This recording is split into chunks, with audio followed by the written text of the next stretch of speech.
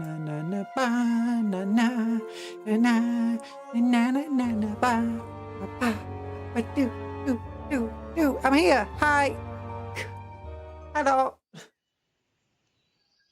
How you doing? Wait, why can't I hear anything? Oh, a background playlist isn't on. That's why. Ow, my ears. Hello. I hope you're all doing well. Hello, Severin. Hello, Alan. And I am here, and I am a cupcake, and I am called Cupcake Conjuror. Cupcon for short. I'm not a cat. Hi, Douglas. How you doing? How is everyone doing? I hope you're having good days. Hope it's got a bit better than mine. I lost most of my morning having to console my mother, and then I lost much of my afternoon because of Rimworld mods. It went okay, I suppose. Maybe.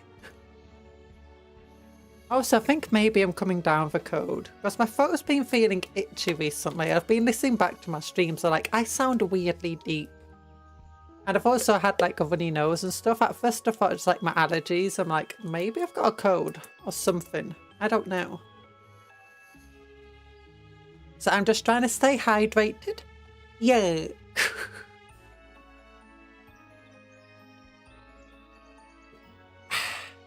Water. Yeah, I should really be drinking from this direction, shouldn't I? It would be great if I could, what's it called? I need like a toggle so I can press a button when I either take a drink in real life or like when I take a drink in real life, my model will just like take a sip from the glass. That would be perfect. It'd be perfect. I don't know how I'd set that up though. Hi, French Puff. How you doing? Oh gosh, that's still really loud. Oh gosh. I'm a bit out of it. Oh no, I got my meds back. So on Thursday, I ran out of my new anxiety meds. Because that was like the same day. Like my doctor, right? She prescribed me some meds. Hi, I'm Bossin. I'm a Chibi again. Hello. Hello. I'm a Chibi. Yeah. But she prescribed me some, what's it called? Meds for 4 weeks. And she was like, you know what? In 4 weeks, we'll do another we'll do another appointment and see how you're getting along. And if you like them, we can continue for meds. Well, that meant I also ran out of my meds, like the day of the appointment. I'm like, yeah, I'm out of meds. I need more. But then it takes like multiple days. And because it was like a Thursday and like pharmacists and stuff don't stock up over the weekend, it took until Monday to get some more of them.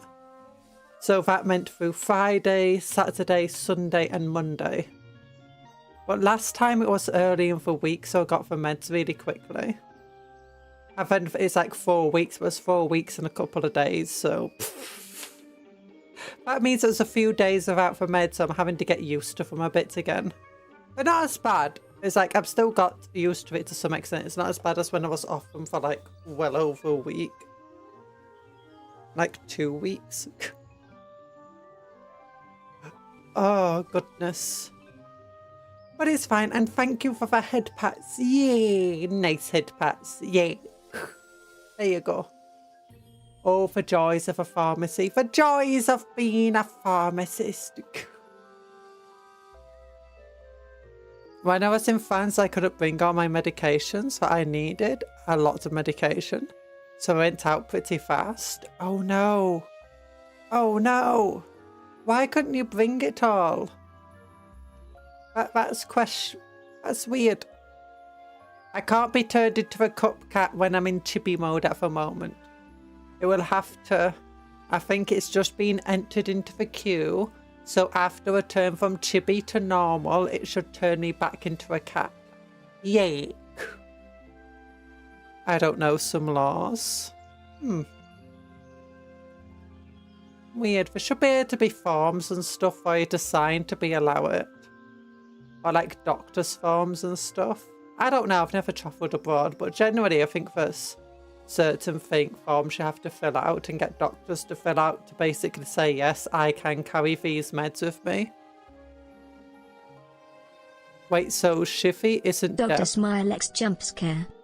No, the Chibi isn't the default. I was already in the boss form, and then you used a Bossin command, which turned me into Chibi form. The boss is currently the default. So I'm currently a Chibi because you turned me into a Chibi. Hi, Dr. Smilex. You're not a jump scare, you're more of a jump niceness. Pat, pat, pat, pats. Oh... It's weird, I can't bring my medication cream on a plane because it comes too large of a container. Aren't you allowed to put it in your... Not your carry-on, your other one, your normal bags? Because a lot of the issues that you normally have is fine as long as it's in your normal bags and not on your carry-on or your hand luggage. Yeah. And I think, sometimes I think you have to put them in a special a bag and stuff and go through a special part of the terminal. But I'm not sure. Head pats! More of them! Yeah, hi TA! Oh, look at my little arms. Look at my little arms. I got tiny little arms. Oh my goodness. New sphere. We got Mechanicus today. Oh, and have you seen the new models that were announced for Games Workshop? Oh, we'll have to go to the Warhammer models. Why? Is it me or does it feel a bit, what's it called? Is everything a bit subdued right now? Not that one. This one. This one. Yay. Look. This isn't new models. This is books. Reading things. Look, Yarick books. Yarick books. Does that mean we're going to bring back Yarick? The Relentless Death. Dead. A Death Corpse novel. Demolisher. Steel Tread. Vagabond Squadron. Oh, I love the word vagabond. Vagabond! Also, new rumour engine thing. Looks like Gene Stealer Cult on Netcommander. Hi, RyoMC. Hello. I'm back. Yeah, now I'm a cat. Severin, turning me into a cat. I'm not stinky, you stinky pants. We're all here for you. Thank you. vagabond and ragamuffin. A ragamuffin! So I am a ragamuffin. Oh yeah, this is like Warhammer Day. This miniature's going to be a limited release. I'm not a big fan, to be honest. It looks kind of just like a generic Warriors of Chaos. Put it on a square base, puts it in charge of a squadron. It's just generic Warriors of Chaos, dude. Doesn't feel like a lord or a hero. Just feels like a normal dude. It's kind of boring. It's cool, I guess. Now this guy, he's cool. Look at, he's got that big old eagle thing there. Yeah, more Marines. Everyone was like, you know what? People want more Marines. And look, they got lots of little stuff going on with them. They look pretty cool. This guy's coming out on Warhammer Day, but he'll also just be around forever after. Well, not forever, but you know. You'll be able to get him normally. He's entering normal production. That's a pretty cool shield. I like that. Pretty cool hammer. I would have liked the hammer to be more ornate and stuff, you know, being a captain, but still, it's fine. You can't turn me into a cupworm. Oh no, that's just been added to the queue, hasn't it? Yeah. More models to put inside the demon engine. Oh wait, did I say hi to... Yeah, I did say hi to you. Why do you keep calling people your mother? I don't call people my mother. Who have I called my mother? In Ireland, and some people come in and call me mom. Or get Cuptle to call me mother. I don't call random people my mother. I sort of right about the photon. Why do people keep calling you mother?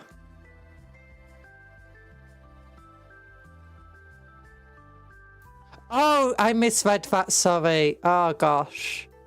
Sorry, it's my dyslexia swapped a few words around. Why do you keep calling... why do people keep calling you mother? Oh, I don't know. Some people just want to. Maybe it's because of a boss lady model. You know. But people do that. What if the trench crows put Primarchs into demon engines? I don't think you can put a Primarch into a demon engine. I don't think they'd let you. It would be... I think they'd die before you could ever put them into it. Or you would die. And everyone you know would... I mean, Primarchs are ridiculously powerful things. I don't think a demon engine could even hold them. Like, I mean, I know it can hold a greater demon, but it's like even the weakest Primarch can relatively easily overcome most greater demons. Like, it would take a really powerful one, but then the really powerful greater demons can't really be held into demon engines either. They'll just rip it to pieces. What does a boss lady have with mother to do? It's just people want to call me that because it's a relatively mature looking model. People are just weird. We know all cats can't read. We all know cats can't read. Oh my gosh.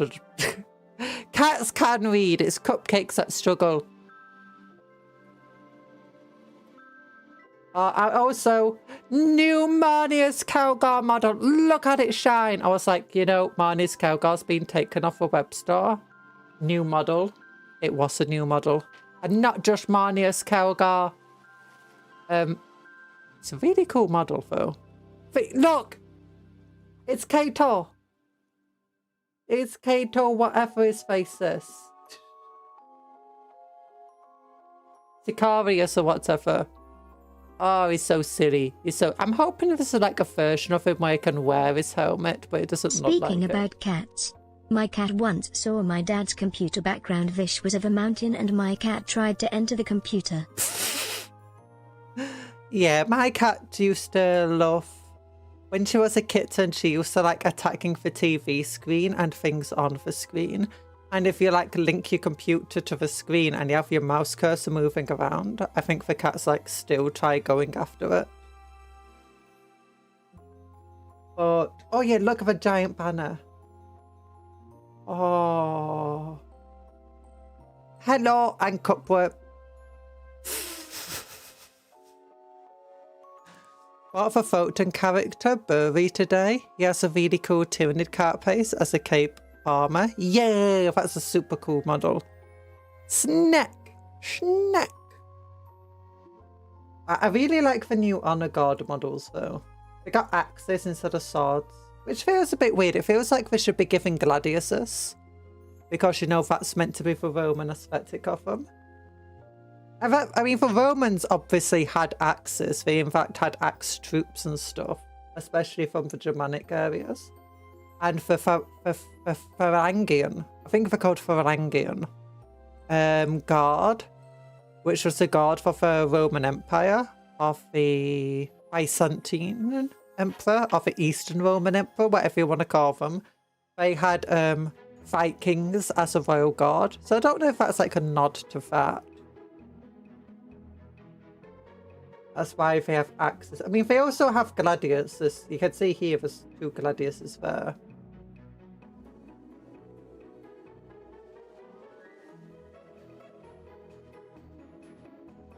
But maybe they've also given them axes and gladiuses. Maybe they're bringing back for different types of power weapons, which I hope they don't.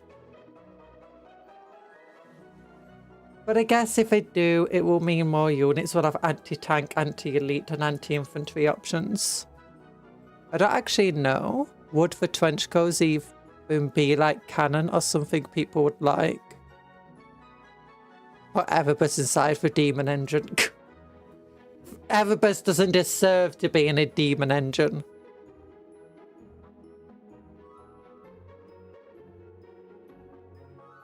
It didn't work. If I do the Bossin command, will it turn back to Chibi or into Boss Lady? I'll first turn it back into Boss Lady and then immediately change back into the Chibi. If you do the Bossin command. Wait, it's a... I keep forgetting to change this stuff. Bring out boss. Swap.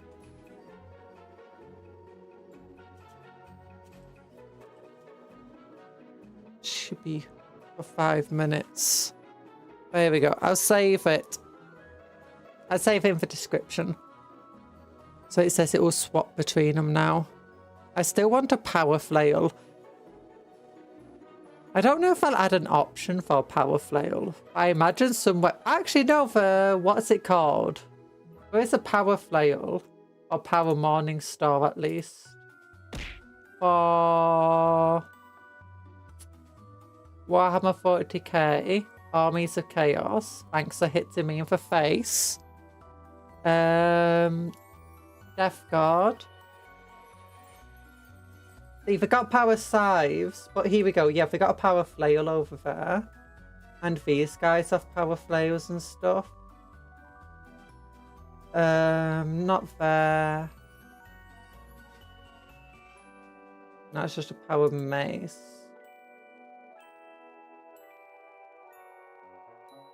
One of these up. Oh yeah, there you can see there's a power flail there.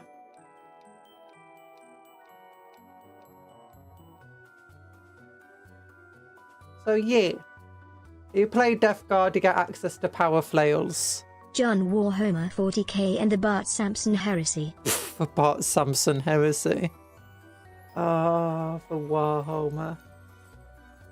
But yeah, it kind of looks like maybe you can swap between Gladiuses and for axe. You can also have a Mohawk.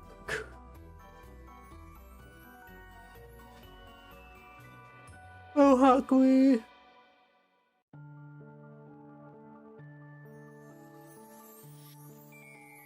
Everyone loves back banners.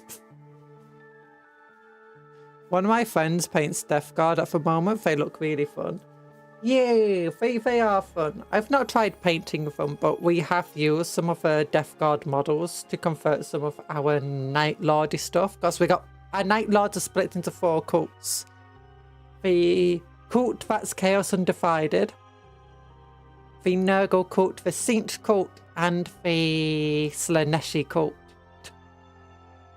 It's just because I wanted to build Night Lords, and I also wanted to build all the different Chaosy God stuff. So it's like, okay, you know what? We're just going to be one of the Night Lord warbands that fell to chaos. Like, fully fell to chaos. Oh, I got turned into a banana before. I got turned. Why are you turning me into banana? Don't eat me, Cuptle. No!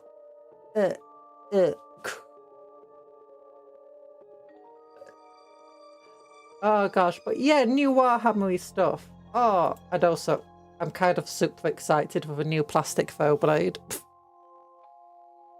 Are you excited for the plastic foe blades? Legion of Starties. Oh yeah, I've finally got the command forces coming out next week too.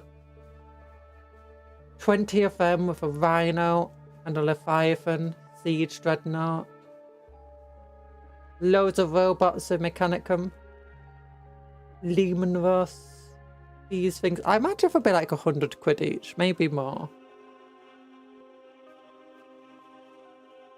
It depends because you know the Age of Sigmar spearheads. I was looking at them and the pricing of them.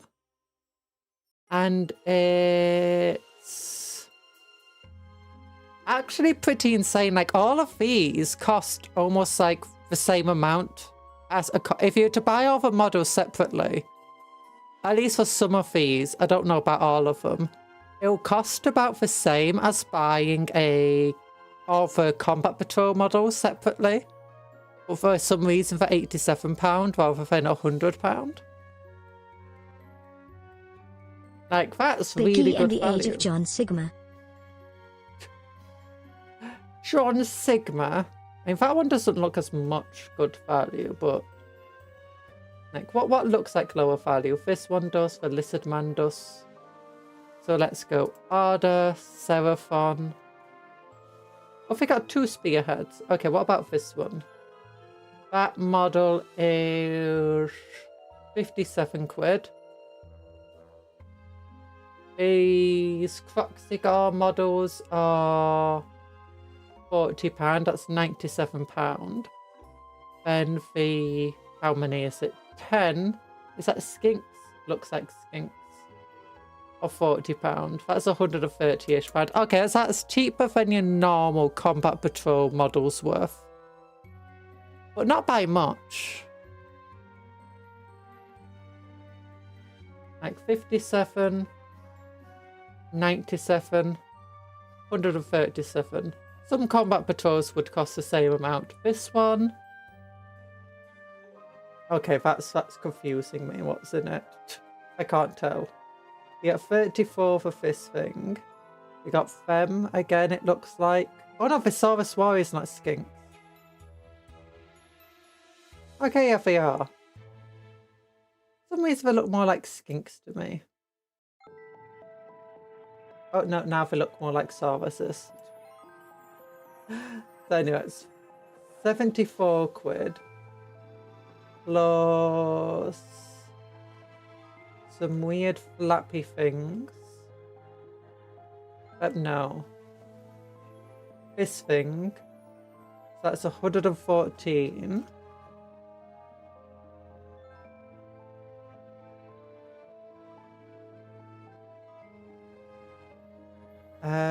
And whatever this thing goes.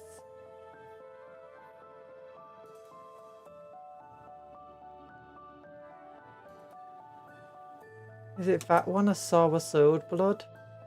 No. Oh, there's the Skinks.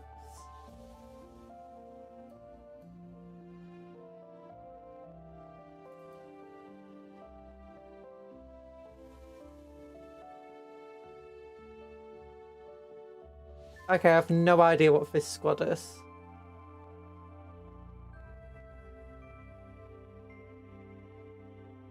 And these other characters around them.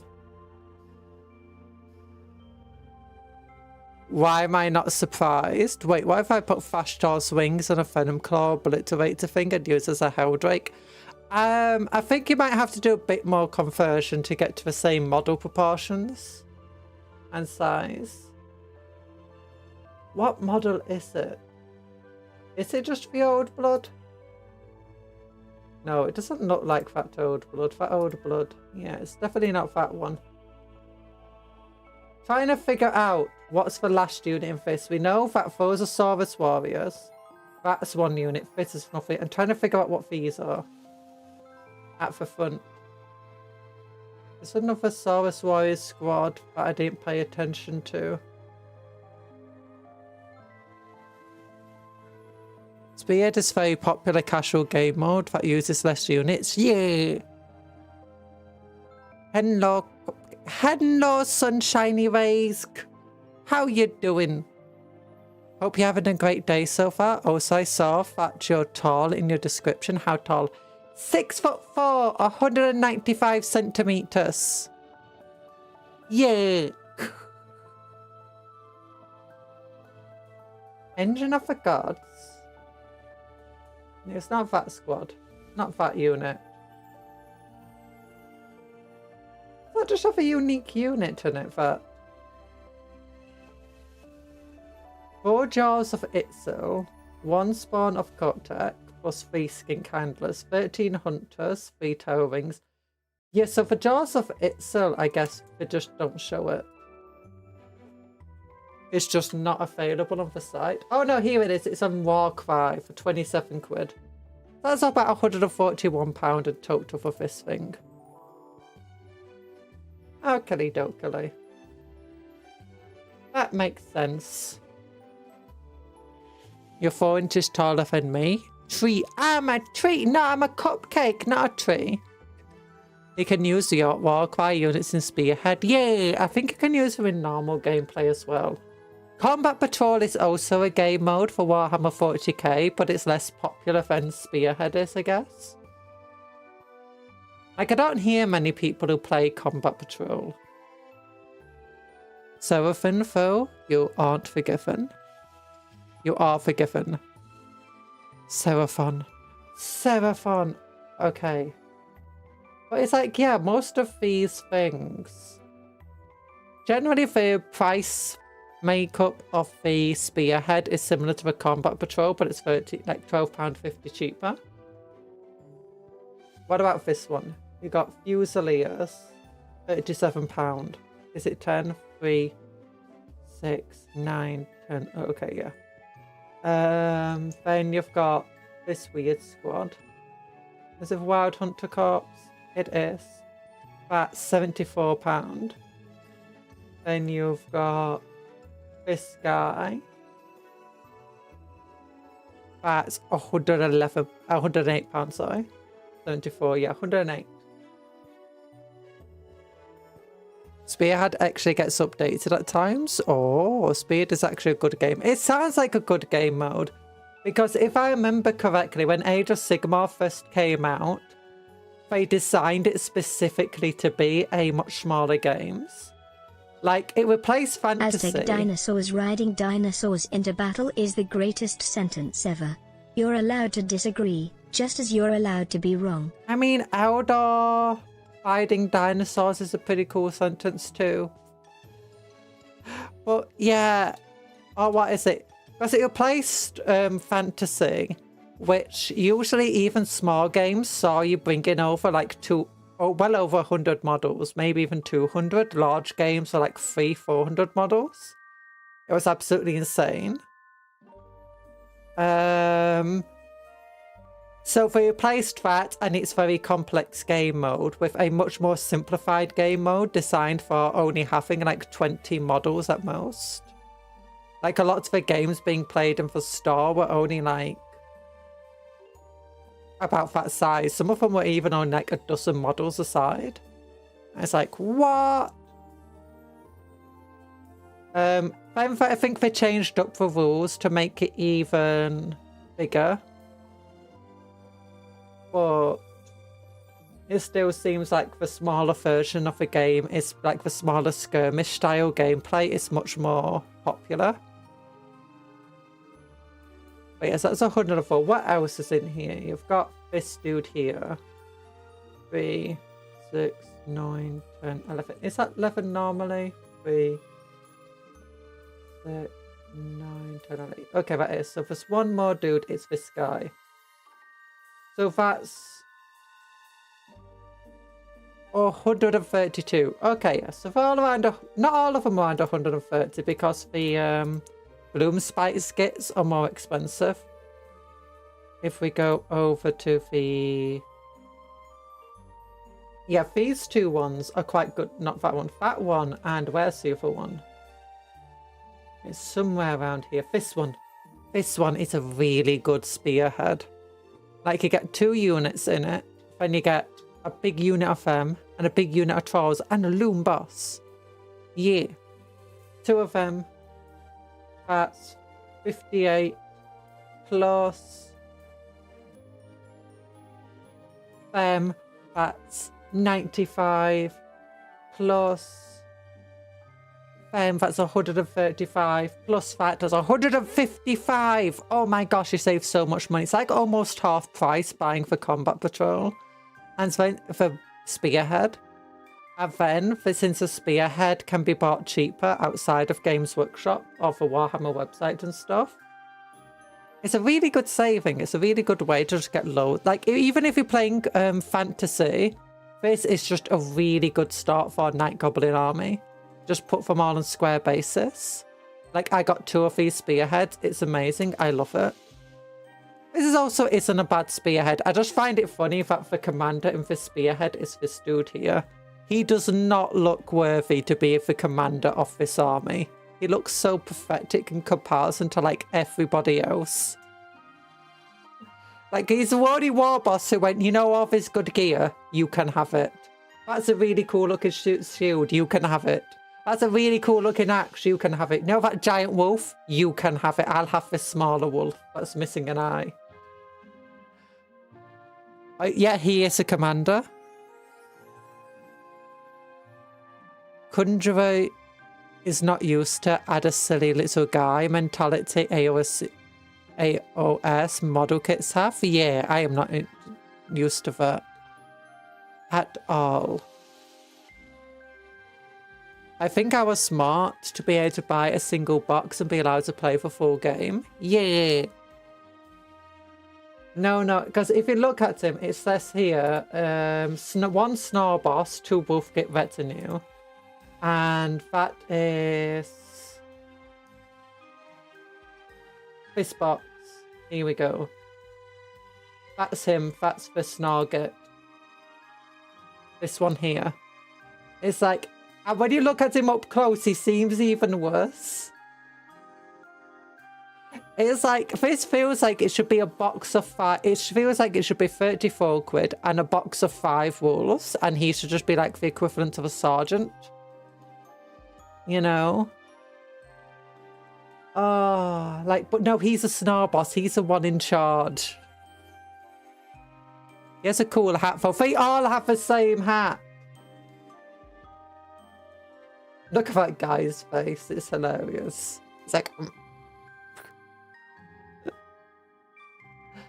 Oh. I love him. That guy should be the Snarl boss. Look how snarly he is.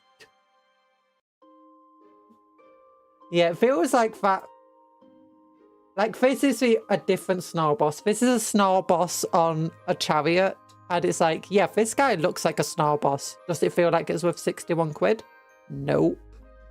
I would not want to spend that much money on it. But maybe others would. I wouldn't. This guy's also a Snarl boss, but it's a named character. Then you've got the Snarl Pack Cavalry that doesn't include Snarl bosses, but he looks like a Snarl boss. The slots are terrible today. The slots are not shining true upon you. Gotta roll more tumblers. The new wolf models are so cool. They are. I love the Sunstealer wheels. They're so good. They are so good. They're way better than the old wolf chariots, which fall apart while you're trying to build them. Doom Diver Catapult. I like how the Doom Diver Catapult has the same sorts of design idea. So if you just put a couple of wolves on it, it looks like you could be flinging guys while driving at like 60 miles an hour.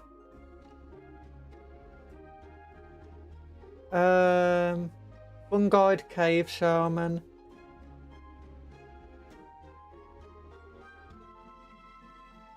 why. I kind of want to get this. I already have like all my wizardy characters, but I kind of want to get this because it's just such a cool group of night goblin wizards.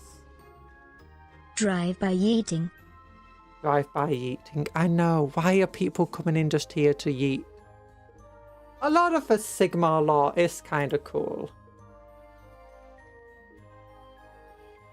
Out of all of the factions, other than the Dark Elves got screwed over the most. I feel the High Elves kind of... Like, this is the equivalent of the High Elves in Age of Sigmar. And I kind of feel that they do not look anywhere near as cool. Maybe it's just the paint scheme.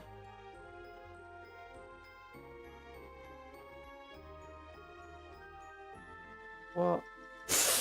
He looks so silly. I find them just look very silly and unintimidating. They still have a little bit of gracefulness to them, but I feel like they've lost a lot of that kind of gracefulness they originally had. I mean, the models are much more detailed, which is nice. Detailed, sorry. But it's like, compare these guys to the old Dragon Prince models, and it's like, yeah. They have this cool bull motif.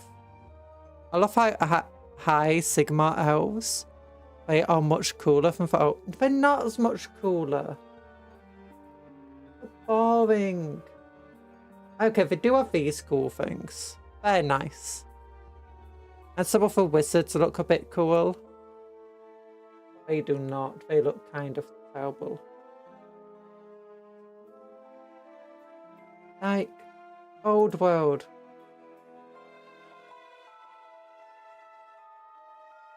High elves. If you look at the more modern models amongst them. Are they modern ones? Yeah, they are more modern. They're cool. Like, maybe not that modern. The Sea Guard, a Phoenix Guard. I like these guys. They're colourful. I like the colour scheme way better. Maybe that's a big thing. We're missing the colour scheme. And we're missing the wings of the hat, of the metal and the colour. Like, I like them. They're flamboyant. That's how high elf needs to be. I mean, some of those high elves... Struggling to pick a good model? Many such cases. No, I picked 2 good sets of models. Both the Sea Guard and Phoenix Guard. Amazing. The Sisters of Avalon. Look how cool these girls are. And look how good the colour is. Oh, and the Swordmasters of Hoeth. Look, look. Again, I think it might just be the colour.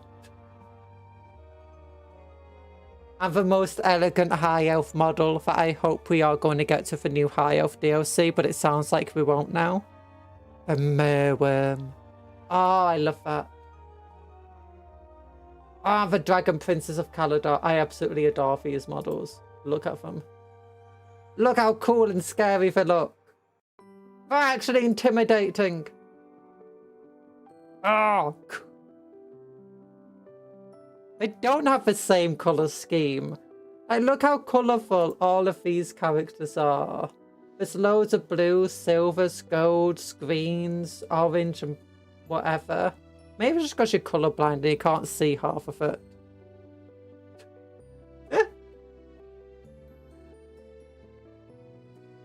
Oh, no. Like the Realm Lords. All they are is blue and grey. Or a beige. A beige. Blue. Who wants to be beige? You're pretty blind. I'm not pretty blind. Arcane Foggies, they are great.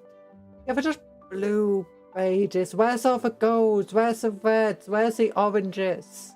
The true best elves in AOS is the Reject faction. Why, you ask? Turtles. Turtles. What, for Reject faction? Which one's the Reject one? Or is it? I think what I dislike about them is that you can't see like the chainmail and stuff as much on them. And all the little extra things they have. It makes them feel a bit more bland. Underwater elves. Oh, oh yeah, I do like them. Which one is it? Deepkin, there we go. Yeah, very cool. I keep looking at the models and wanting to do like a conversion with them. Could do a cool gene stealer cool conversion, I guess. And I've seen these models used for, do you know, the Exodite Eldar conversions. Yeah, these ones are cool. Oh, yeah. Although I do wish they had helmets too. But you can still get the Deepkin dice. Oh my gosh, no one wanted these dice. They've been out for ages and for available while stocks last. Oh no. Oh no. Wait, what else came out? It's Destruction. I think Gloomspike gets one of them. Had some dice as well. Yeah, although they've not been out for as long. For 40k dice and old world dice, they sell out almost instantly.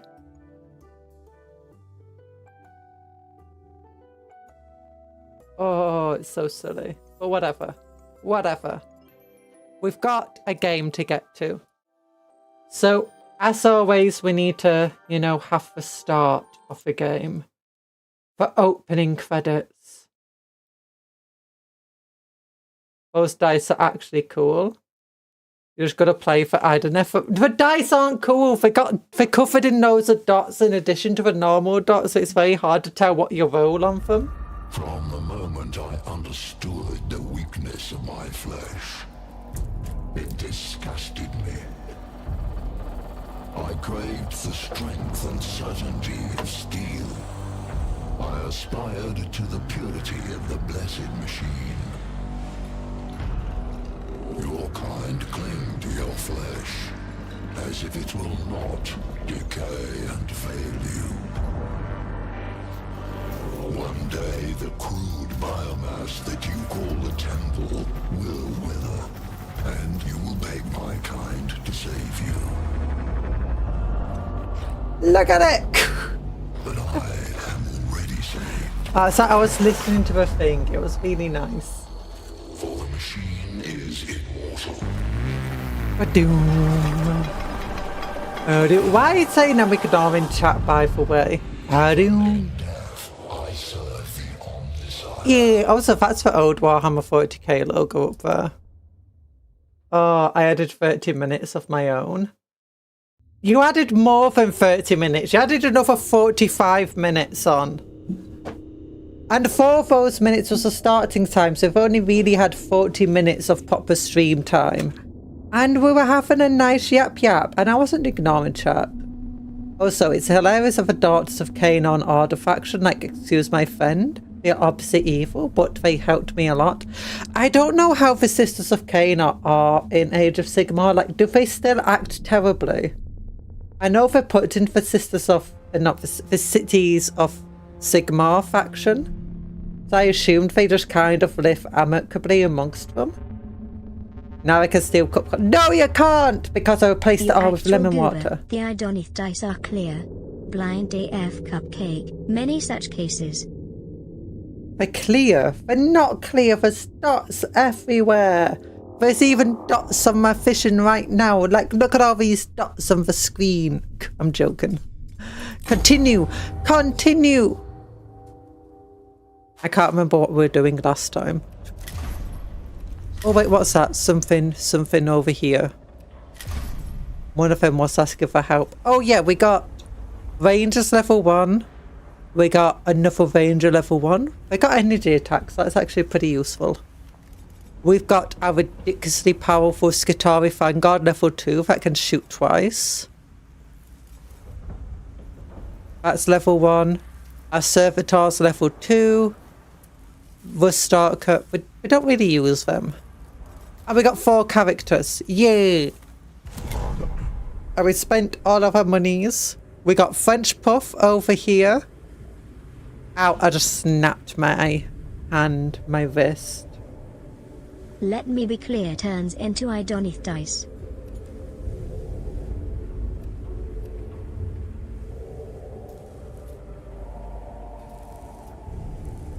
Let me be clear turns into an Idonith. Oh, I get it. I get it. I thought you were saying that I misread the previous comment, you know. Okay, so what have we got? We got a scanner over here because they can use scanners for free. And French Puff is our cog point create. Yeah, they just create lots of cog points and they have the eradication way. Then we have Rusty Anthony over here with an arc rifle and a Falkite. Why did I give you 2 unusable weapons? Okay, you can't have 2 weapons that require loads of cogs. That's just too much. Oh yeah, we made you be able to avoid opportunity attacks. No. Oh yeah, we were thinking about giving you a weapon that required 2 argument points.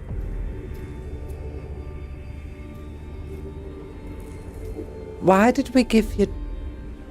Because you don't even have the ability. Yeah, to just like reduce the cost by 2.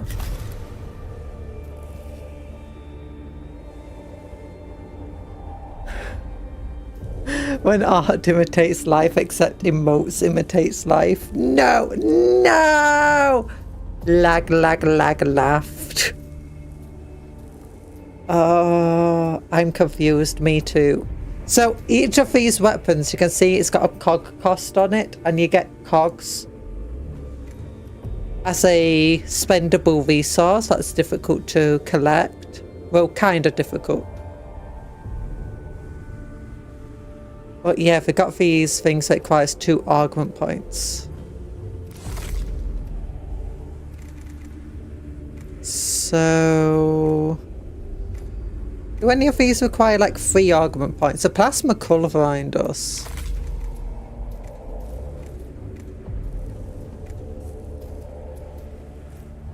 Yeah, I wanted to give you a cool weapon.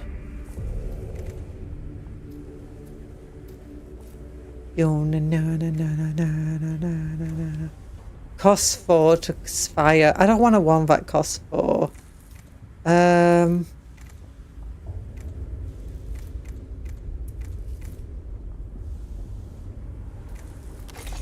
feel like we still need to give you a phosphor blaster.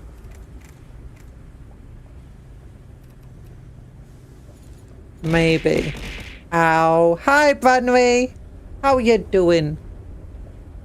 And what else? Because Anthony's meant to be our super DACA agent, so he's meant to do most of our damage, but it's hard for him to do damage if he can't fire his weapons because he can't afford the cost.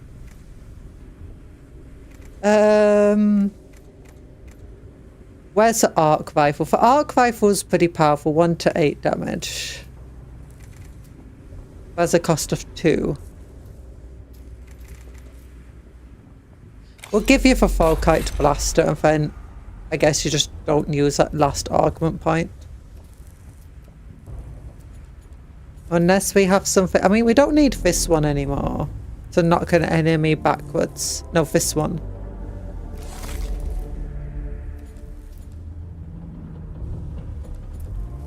So we could give you something else that goes there.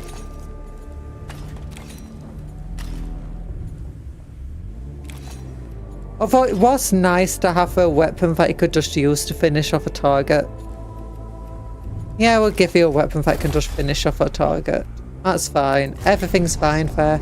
But we got Joe Mama, who's kind of a melee person, but only kind of. 1 to 8 damage.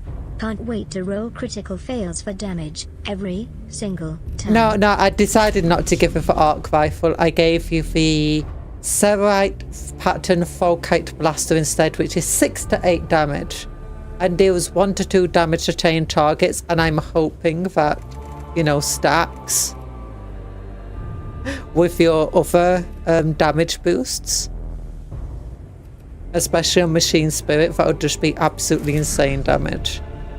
Joe Mama over here. Yeah, melee weapon stuff. Gamma pistol to help finish off enemies.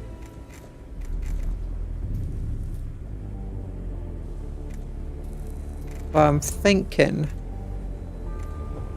maybe we give Joe Mama a flame. Joe Mama can get a flamethrower. And then we got Dr. Smilex, who does have a couple of items to help finish off enemies, but he's mostly out here to cure people. Wait, we didn't get like a cure thing, did we? No, we didn't get a better cure item. That's fine. So, those are 4 main characters. How do we go back? Missions! Oh yeah, we got missions here. So we got Scaffolders missions. Best Girl. Which will give us a Sanctus Canister. A Cognis Flamer. We could... Oh gosh, there's 3 different missions for him right now. This one gives another healing thing. That's also free. Kyoto Claw. We've already got a Kyoto Claw. Kyoto Claw. Maybe it's the improved version. Oh, that is the improved version. Okay. We've got Face, which gives Volkite Blasters and Noise Reductors. I wish there was a way to recharge my machine spirits. The encounters will be so much shorter if I come out swinging with the battle cannon. There is a thing I can do to insta recharge it, but it's just an expensive thing that I don't really think's worth it. I'll show you. I'll show you in a minute. Collect 2. Oh, that would be really good. We've also got her who wants an additional slot for a mission.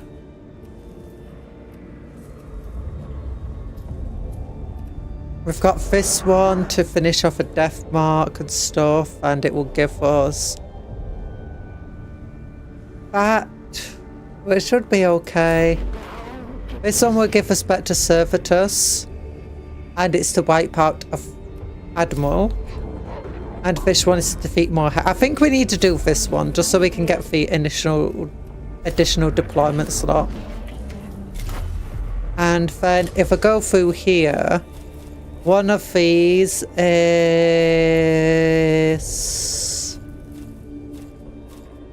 Here it is. Max out machine spirits for all weapons. It's a can't kill though, but it has to replace one of these abilities. So this is a thing that can save one of our guys if we take way too much damage on them. This is an ability that can allow us to, you know, can come in clutch. And the 9 cog points has definitely come in clutch before. I just don't think machine spirit's going to be quite as good.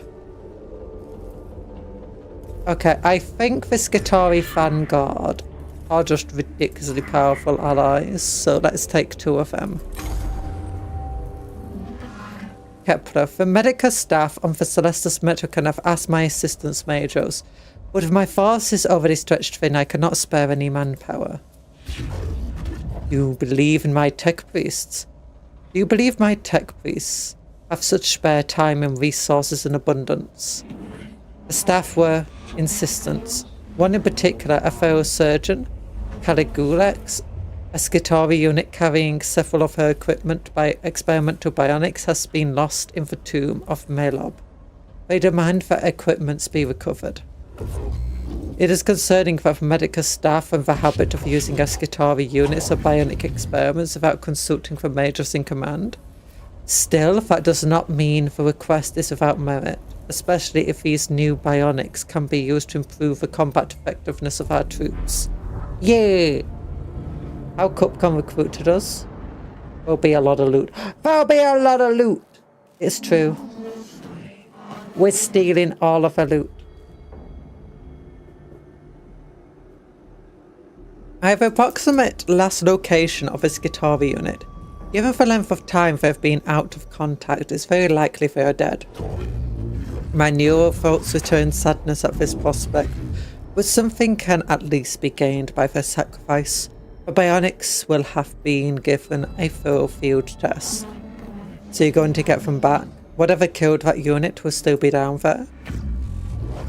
Quite apart from the use we might make of the data, is it not the way of the cult Mechanicus to seek knowledge through all means, even war?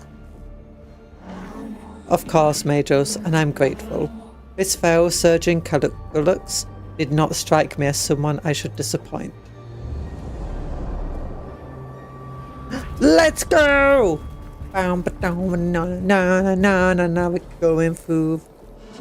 Anything you can recover for me to bring back to feral surgeon will be gratefully received, Majors.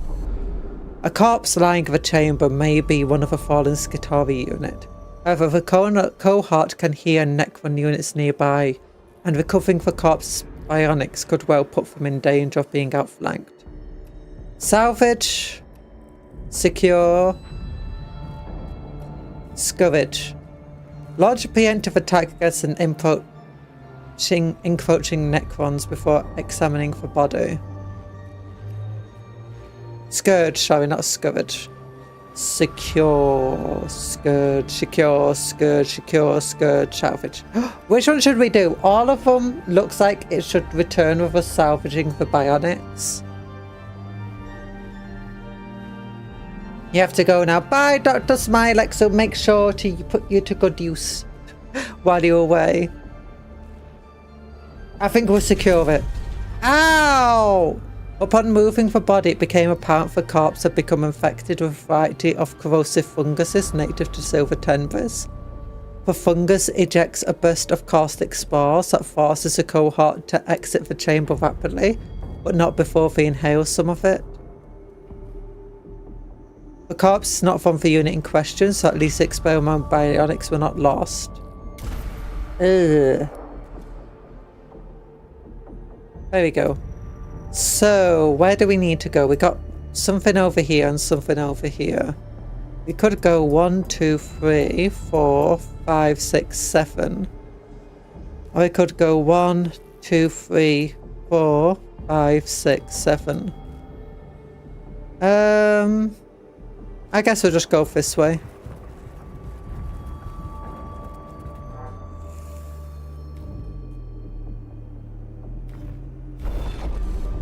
Oh, this one. Yeah, Blackstone. Okay, next thing.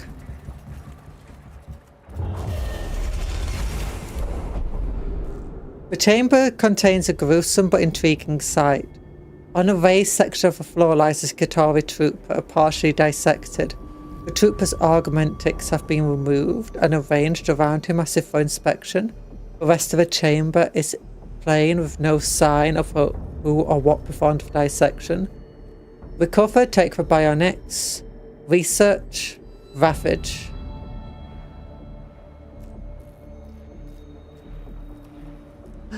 Loot! Oh yeah, loot. The cohort take the bionics. However, a stream of scarab constructs emerges from hidden apertures beneath the raised slab and devour the Skitarii body before their eyes. The suddenness and completeness of the corpse's disposal is deeply disconcerting. Oh, that's like the other the Mummy film.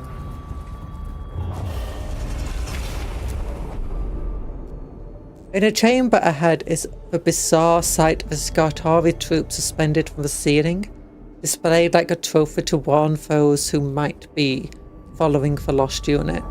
The Necron must know the cohort is coming, and are either trying to scare them off or lead them down a forest trail. Find out, check for corpse clues, forsake, seek another path, follow. Find out! Ow! We messed around and we found out. What explosives are in its chest cavity? Okay. We're going in already having taken a bunch of damage on our characters. No! Okay, at least we got Dr. Smilex with us. Dr. Smilex can heal us all up.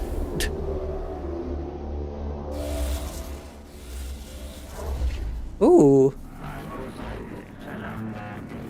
Most fascinating appears cryptic of Necrons or equals engine seers of Adeptus Mechanicus.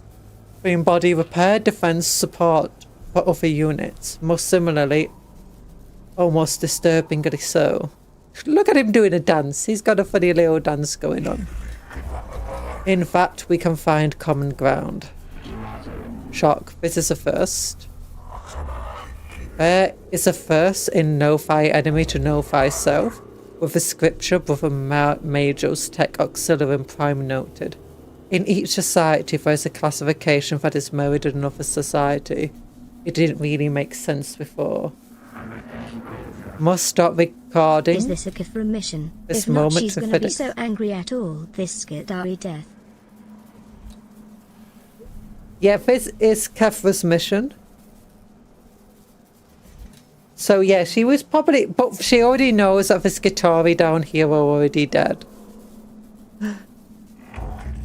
Yes, very little mirrors between Mechanicus and Imperium. So I couldn't find the parallels. I didn't expect to find them in a Xenos race. Yes, all good, but what is this creature? Designation Cryptet. Only sighted from afar, unknown data. Well, now we're going to sight them from the barrel of our weapons. Okay, so bunch of turrets. Place we want to be. Cryptek, Necron Warrior. Those are the teleporty guys who are melee focused, which is good that we gave Anthony his upgrade.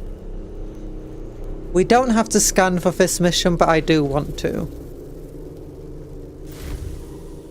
Unfortunately, yeah.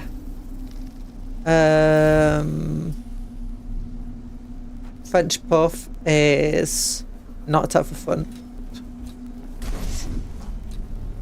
So Rusty, no, that's Dr. Smilex, can stay behind. Oh wait.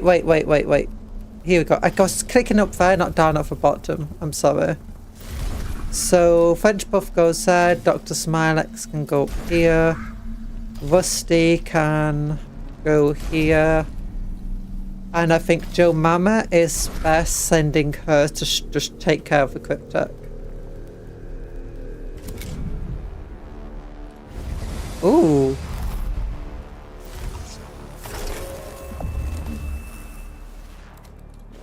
Oh, if there's a shield.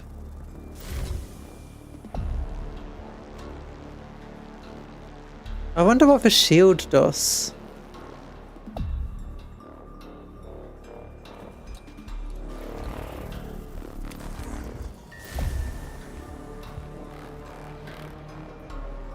Do I have to blow this thing up?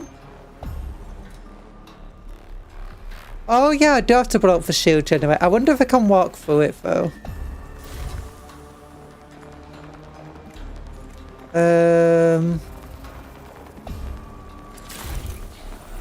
No, we won't heal up yet. We'll get some cognition. But we won't use it. Oh.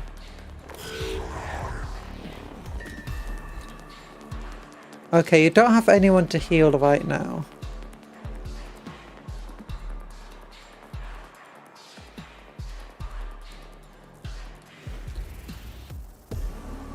But I guess you can be put down here. Oh, I should have just left you and delayed your turn. Okay, you... I want to do the scan. And before Anthony's turn, we can get all of these points of cognition.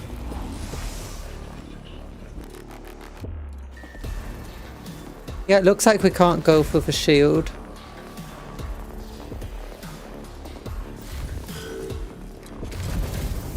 It's gonna teleport to over there.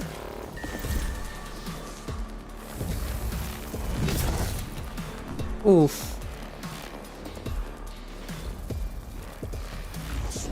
And it looks like they can't go for the shield either.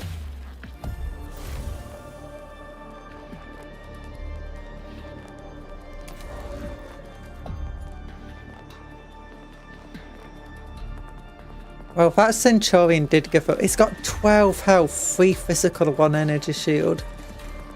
I could have hit it with acid. Ugh. But you know what? You can actually still move and hit it with acid. Oh joy, jumpy guys, no more frustrating as Xenos have I ever seen.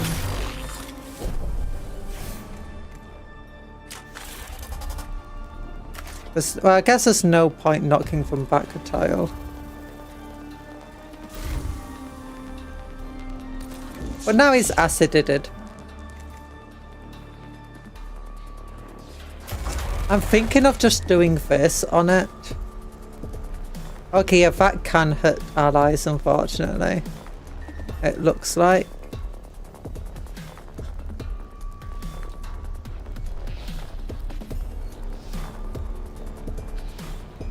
I wonder how tough it is.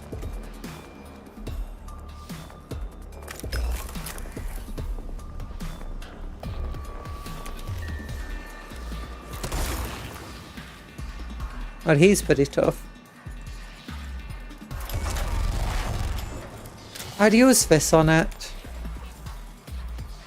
Oh gosh, 19 health. I do need to blow it up, so... 10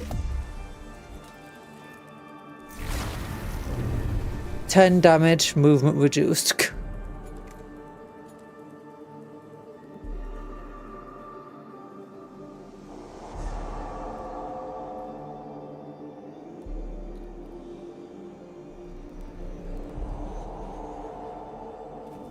I don't know where to move from here. To here, maybe. End turn. He'll come in to attack. Don't worry, Anthony. Dr. Smilex is nearby.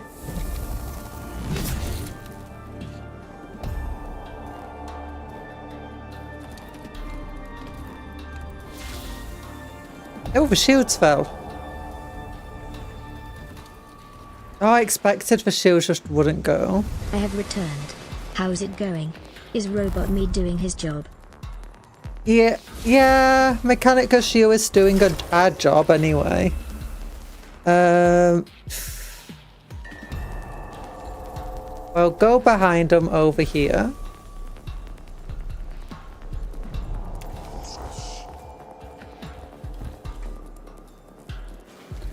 Oh, I don't have any ability to do my attacks. Oh, I should have delayed my turn. Okay, Cantrell, just get the points that we need.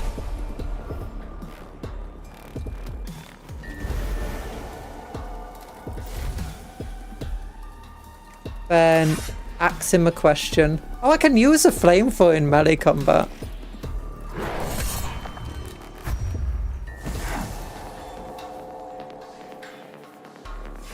And if I move, yeah, I'm going to get opportunity attack.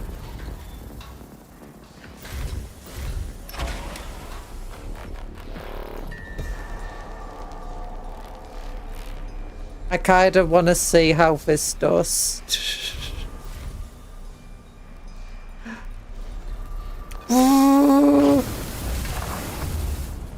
He got burnt.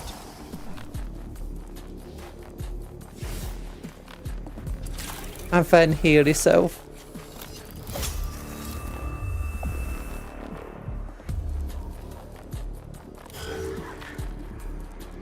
Okay, if it's Dr. Smilex now. Get over here. Cupcake Claw. Oh. Oh, that's Anthony healed up. Is that to full? Full enough. Then get to here. Steal a cog point. Then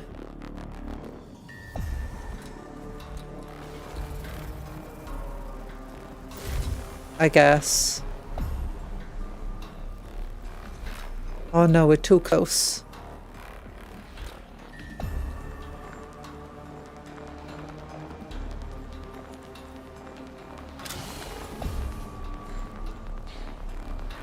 So let's go for that cog point as well.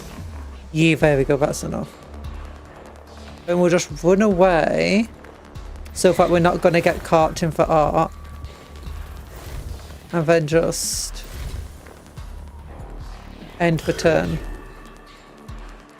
French Puff can continue down this way. Oh yeah, French Puff can't just instantly get that again, I forgot. Actually, if you spend a cog point, you can get 2 back.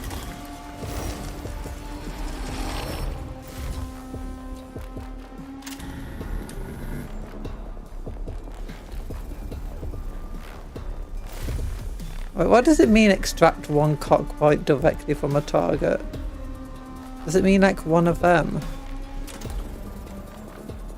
Oh yeah, French Puff has the ability to fill the cog gauge as well.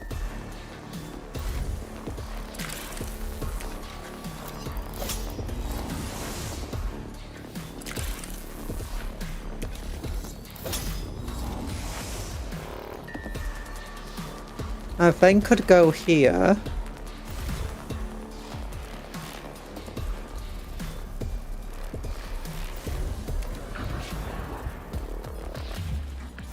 Use this to reduce the cog point of this attack. Surprise attack! Oh my goodness!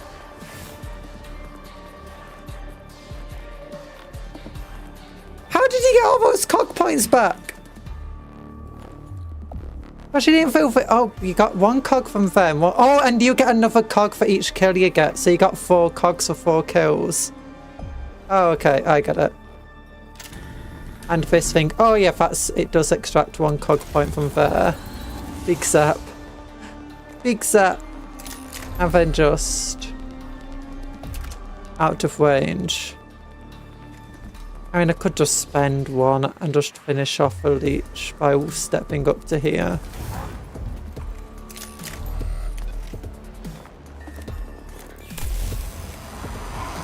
Oh yeah, I forgot the 2 warriors here. French Puff, you might be in a bit of distress soon. Actually, we'll just spend 1 cog point to get you up here.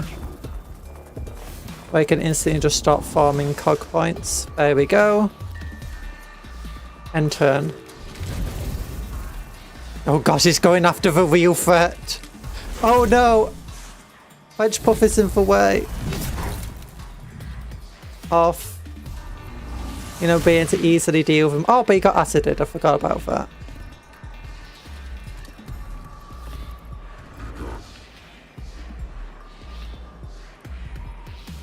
Okay, yeah, just acid them. 0 to 1 damage. Absorbed. Oh, guess he has 1 thing there. Then just step away for a moment. Use this. Zoom. And 7 to 8 damage. Which becomes 6 to 7 because of her shield. And then...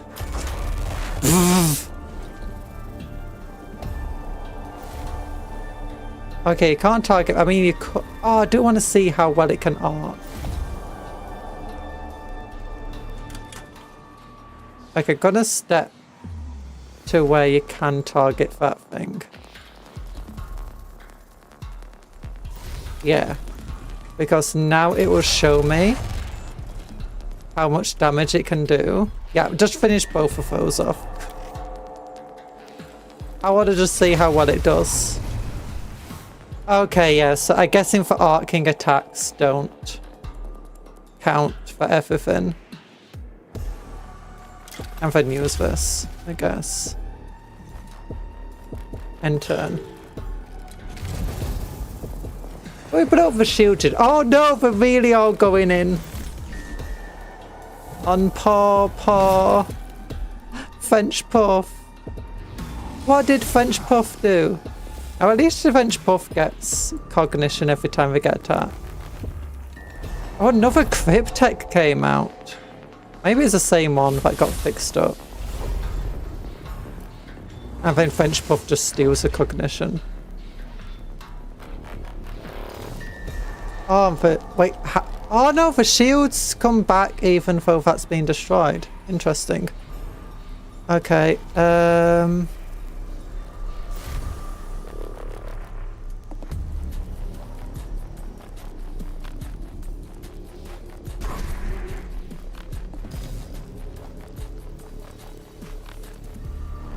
guessing putting a couple of Skitari down wouldn't be the worst thing.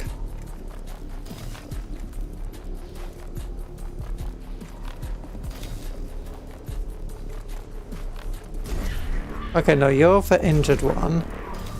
You go here. There you go. Done.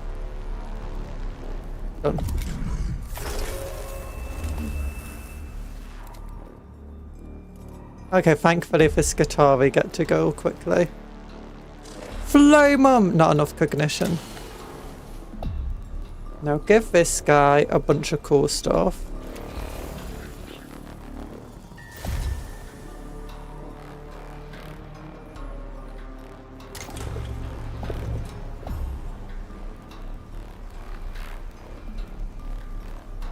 Give him that, yeah.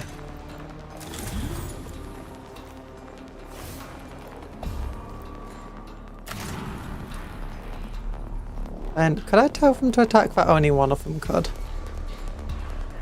Only one of them can attack that one. I tell them both to shoot that guy.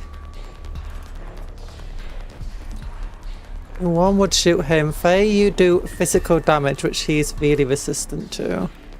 Both would shoot him, which would be an insta-kill.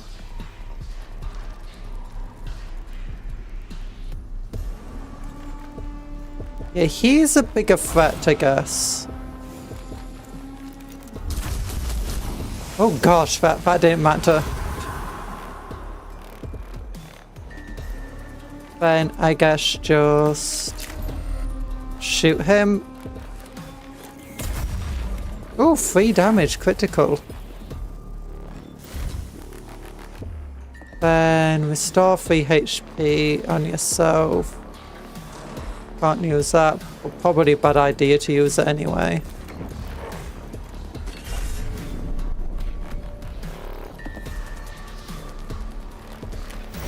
We'll destroy some of this armor.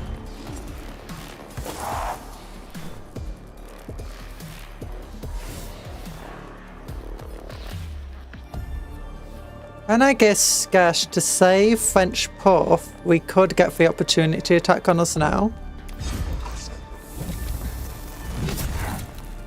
Yeah.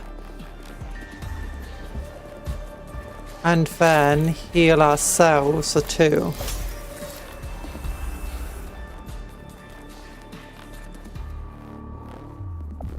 Enter. Dr. Smilex.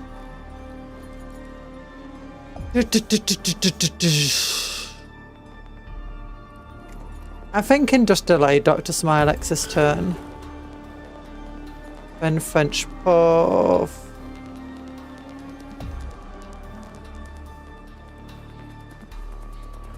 Can step away from the enemy.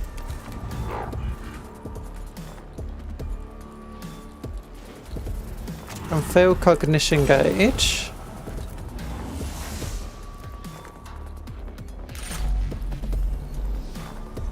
How much damage does this do? 1 to 2. Yeah.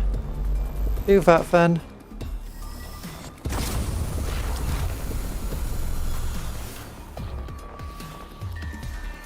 And then finish it off.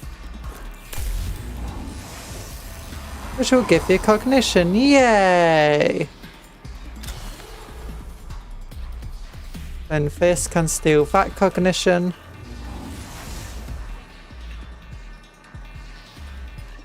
And then you can go... Benedictions of the Omnissiah be upon us all. Yeah! Benedictions be upon us all. Then next turn you can just instantly get all that. Oh, darn it. I hoped it would be the other one who would go first.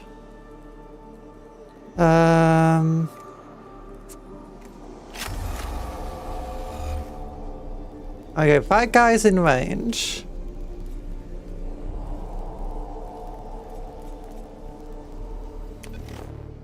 So I guess just shoot him. He's down. I guess we just use this and shoot again. Yeah, there we go. You'll get to here. End turn.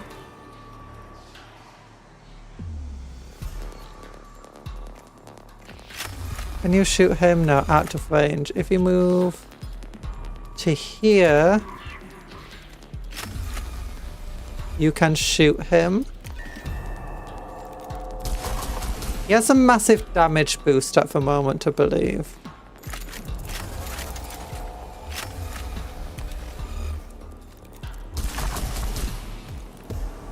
Not quite massive enough. And turn.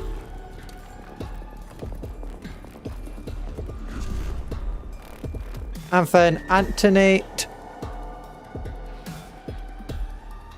is in a pretty difficult position.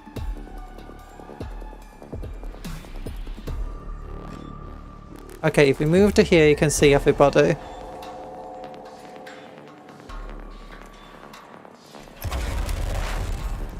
And then you can hit everybody with this.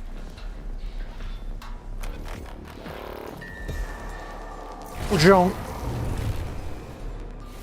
Oh gosh, you got rid of one of them. My goodness. And who do we shoot with your pistol? We could shoot... No, we'll shoot this thing. Okay, he no wonder he didn't die. He's got a lot of resistance to stuff. Okay, finish off that guy with your little skull attack. And get the cognition. Yeah! Then I guess just...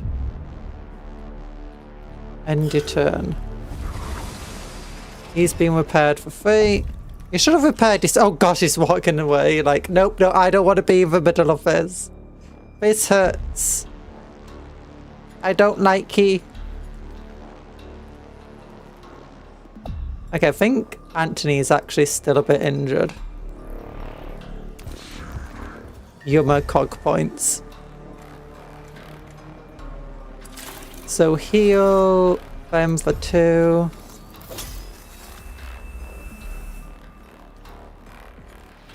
Then I think heal this one for 3 to get you to full health.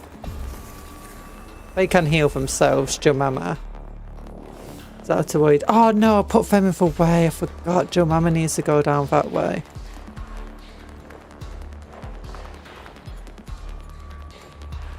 And we could try get to destroying this thing. That's like, yeah, we'll destroy this thing while it's here. Because that will give us a bunch of... Oh yeah, reduces the awakening, that's what it does. And I guess... end the turn. We instantly get force 3 cog points. And Jemima can't do anything. I forgot about this. Jemima would still have to move. Oh. Or can you actually... You can't even get anyone in range. Okay, just go like here. Then... end turn. Oh, I should have delayed it. I keep forgetting delay turns. Dr. Smilex. Oh, we can't stop on the shield. You know, delay turn.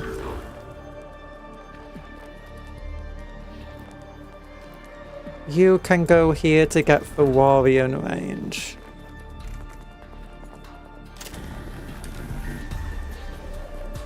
Okay, yeah, this is to steal cog points on those types of structures. This is to get cog points from enemies. Oh, it's not long enough range to reach him. Well, I can use the machines, but I thought you were... Never mind. I made a silly mistake there. Oh, goodness.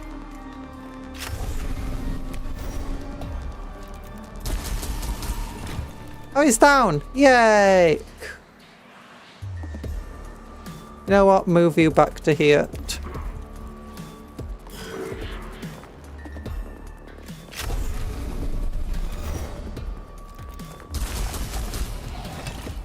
Yeah! And we get both of those cog points. Yay! Hello, Paint Games! How you doing? Have you replaced your cupcake face with icing and toaster parts? Yay! It's just hard to tell because I still took the exact same shape and appearance. Although you know me, I change form a lot. It might be one of the experimental augments we're looking for, but what is it doing lying here? A single bionic lies on the floor of this chamber. It's still bloody. Connection points suggest it was very recently torn out. Donate. Take a bionic and temporarily implant it in one of the cohort. Oh my goodness, yes! Diagnose. Probe it to check for infections. Discard. Do not take the bionic. We gotta install it! Who cares if I... Look, if you just find... If I learnt anything from Rimworld, if you find a bloody organ or bionic lying on the floor, you instantly and always install it in someone you care greatly about. And only good things can happen. Ow! Dr. Smilex got hurt. The bionic is an augmented eye which is linked to the cortex of one of the cohorts. The troop is immediately struck with images of endless Necron legions marching across a blasted, lifeless world. Under the eye of a mighty Necron Sultan, the trooper hurriedly unplugs the bionic before they suffer even worse mental feedback. They are severely troubled by the experience, which at least explains why the infected bionic was discarded. Oh. This is a way of a Mechanicus, it truly is. How does one have an exam in HTML? Good luck with it though. Oh, there you go, sorry.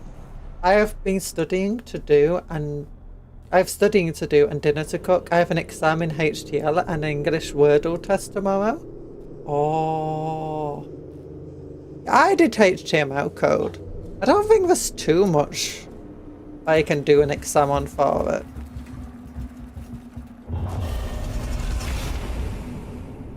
It's a good knowledge to have. Oh darn it, I accidentally clicked through it. A Skitarii trooper lies dead, much of his body torn away by Gor's blaster fire. It appears his augmentics have been removed, leaving gaping surgical openings in his body along with more recent wounds.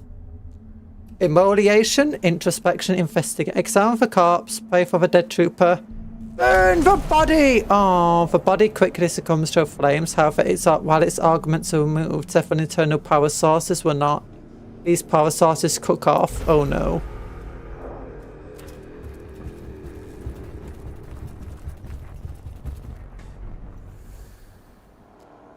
Imagine doing HTML but not being allowed to test the code. Yeah. So basically you put in what you want and then an examiner marks if it's correct or not.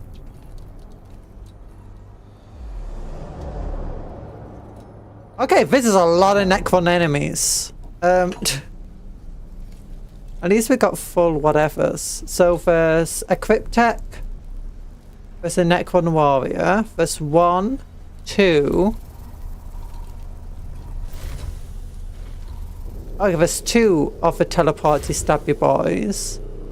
There's 1, 2, 3, 4, 5, 6 Necron warriors and 2 of the weird things. The buggy boys. Oh, we got these weird shields. So there's a scanning thing over there that we can get to. Or best to be send French Puff over that way, but French Puff is injured. Oh yeah, because have we never healed French Puff properly? I wish I had a goal sack. There's too many Necrons in a single room. You're gonna have some goulash. Oh, not goal sack, goulash. I hope you enjoy your goulash. Okay, what do we do? That's not even close to how it's pronounced. You're not even close to how it's pronounced. What do we do? I don't concealer. What do we do? I don't concealer. What do we do? I don't concealer. Stab them really hard. Okay, so Necron Warrior looks like he can't shoot anything at the beginning because of a force field. These Necron Warriors are far away and not much of a threat. These two guys will go after Anthony. I don't think we should put down this Skitarii Vanguard until the two stabby stabs get taken out. Anthony though should be put up front. Once again, I think because this will go at the end of the round, I'm thinking of just having Joe Mama ready to smash, Dr. Smilex ready to heal up people, and French Puff ready to just sprint down this way to get to that scanny scan. Hi Tony! How you doing? Okay, start battle. One repair.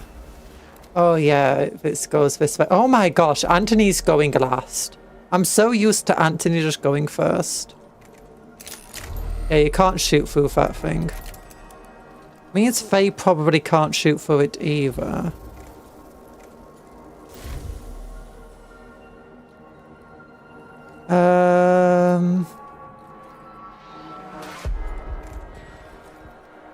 Yeah, I'm thinking you just go there, ready to go through. And then just wait, hidden. I have returned. Hi, returned. Well, you got returned. Give returned back.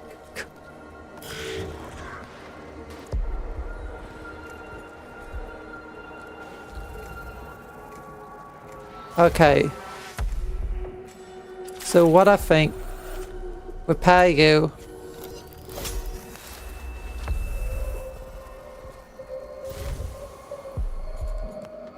And then repair you further.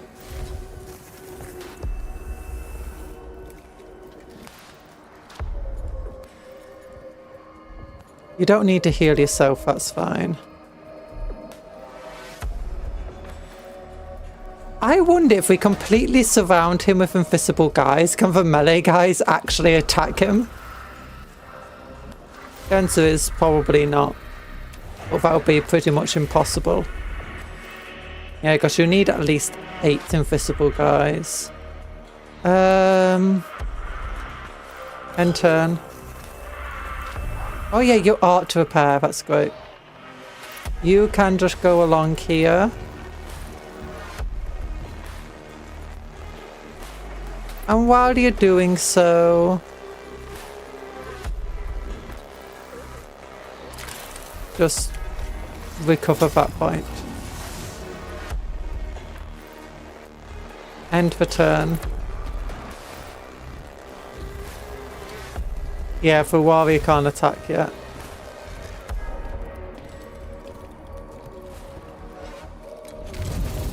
But as soon as we go for it, that thing's going to be...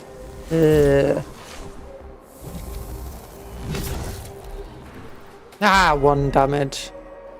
You jerk.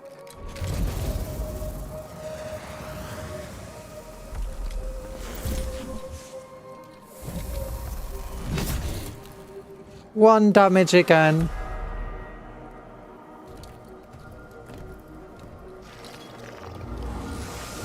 Stealing our cog points. Okay, I think get some... Acid on him. Step back. Oh, Dr. Smilex is too close. I forgot about this. Ugh. Whoever we attack, everyone's... I should have kept Rusty up for bat.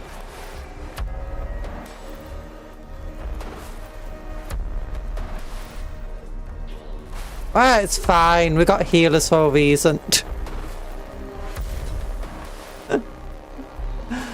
Okay, both of them have a bit of energy shield. You might be the best one to hit first. Nah, best to hit this one because the other guy will barely take any damage. Oh,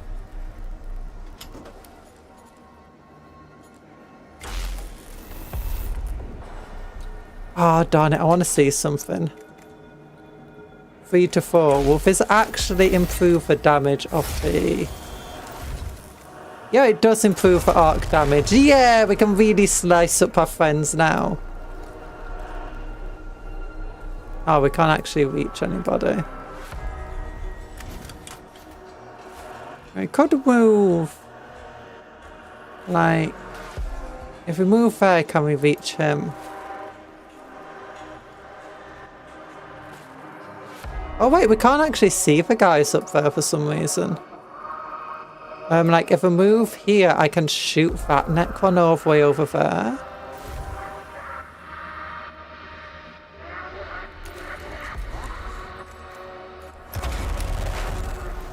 I don't know why I can hit you, but I can, and I like the idea of doing so.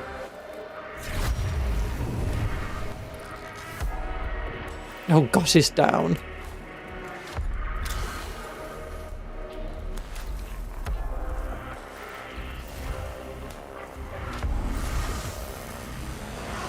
Yeah.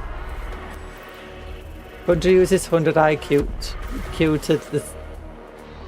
Conjuror used a 100 IQ to design the invisible box. You know, that didn't require any IQ. It was amazing genius. Already. I'll focus on the guy with the physical armor. Oh gosh, 5 damage. Anthony's pretty tough, so it's fine. End turn. It's had its movement reduced. The Cryptek might heal that thing up.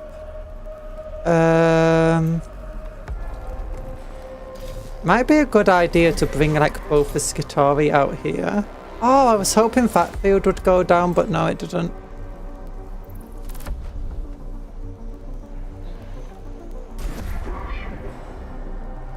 Done.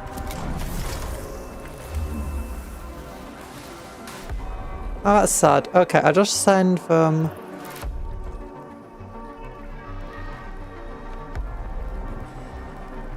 I mean, I could physical damage that guy out the way. Might actually be worth it. It probably is worth it if I'm entirely honest.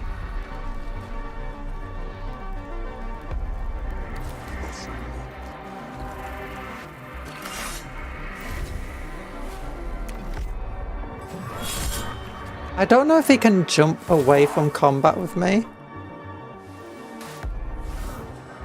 Oh, I could do... Oh no, I don't have enough cognition points, never mind. I think let's upgrade this guy's ability to move and do damage. And let's give him... Oh wait, we have no cog points at all. Ooh. That's... Well, French Puff will be going soon, it's fine. Dr. Smilex. You'll heal yourself at the end of a turn. I guess just get out of the way of being inside the same arc of fire as everyone else. Yeah, get over this way. Then use your servo skull on this thing while we still can. To get 1 point. Oh, I should have done that thing while we're going past. It's fine. Dr. Smilex can... Not Dr. Smilex, French Puff, sorry. And send Servo Skull over here to get free cognition. Can send... No, if you get to here, I think you'll be able to reach it with your... There we go. Steal the rest of that cognition. Get over to here.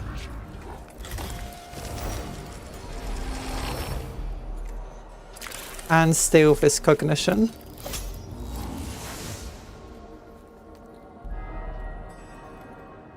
And I think get to here. And in theory we could use this to take out those two. But the issue is we'll be vulnerable to Fat Thing attacking. That might be worthwhile. You know what? We'll do it. It should finish off at least the big cryptic thing, I feel like. Ooh, finished off them both.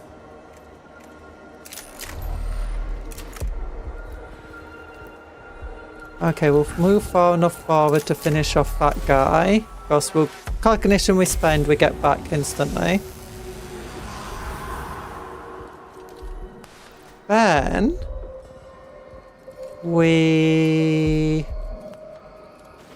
That's a ranged attack, but I don't want to be caught by. So I'll just move back to here.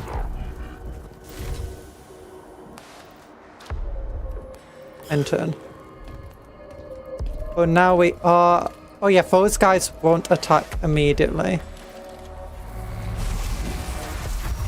Oh gosh, it got a critical on Anthony. Thankfully Dr. Smilex isn't super far. Repairing him. It should be fine.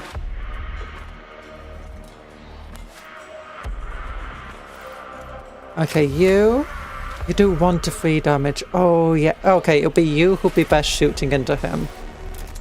So you move to here.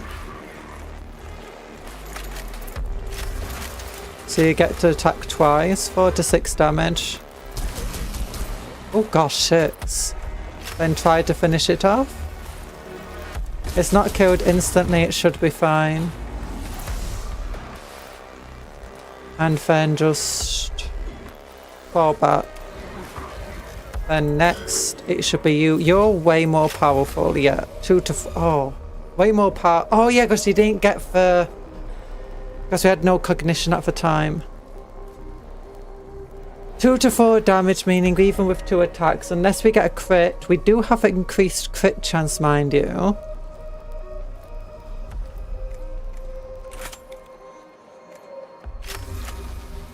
We could finish that guy. No, we'll go and attack him. 2 damage. Ugh. Use this. Attack again. Oh gosh! That was a ridiculous... I think crits must ignore armor. I think that's why they can do so much more damage sometimes. And other times they just hit with a normal amount.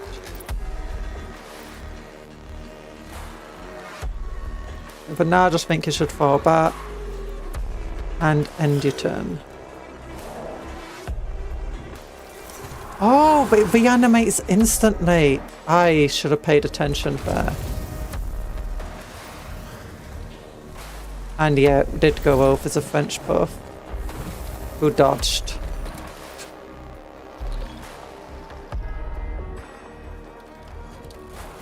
Ooh. I'm guessing it's a leech piece that allows it to do that. Or whatever you want to call it.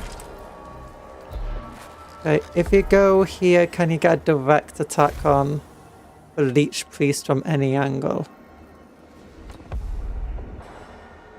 The cryptech.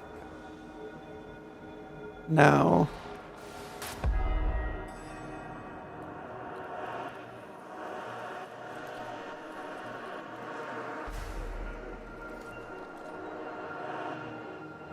And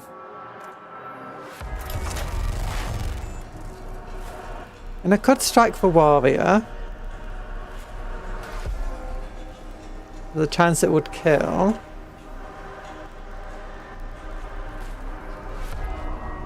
Oh, damage a cryptek itself.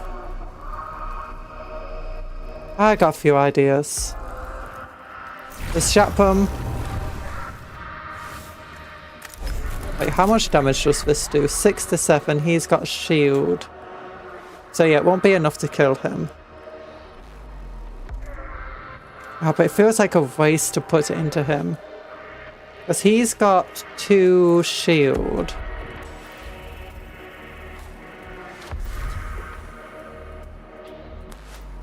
Oh, it instantly gets up though. We need to kill it instantly.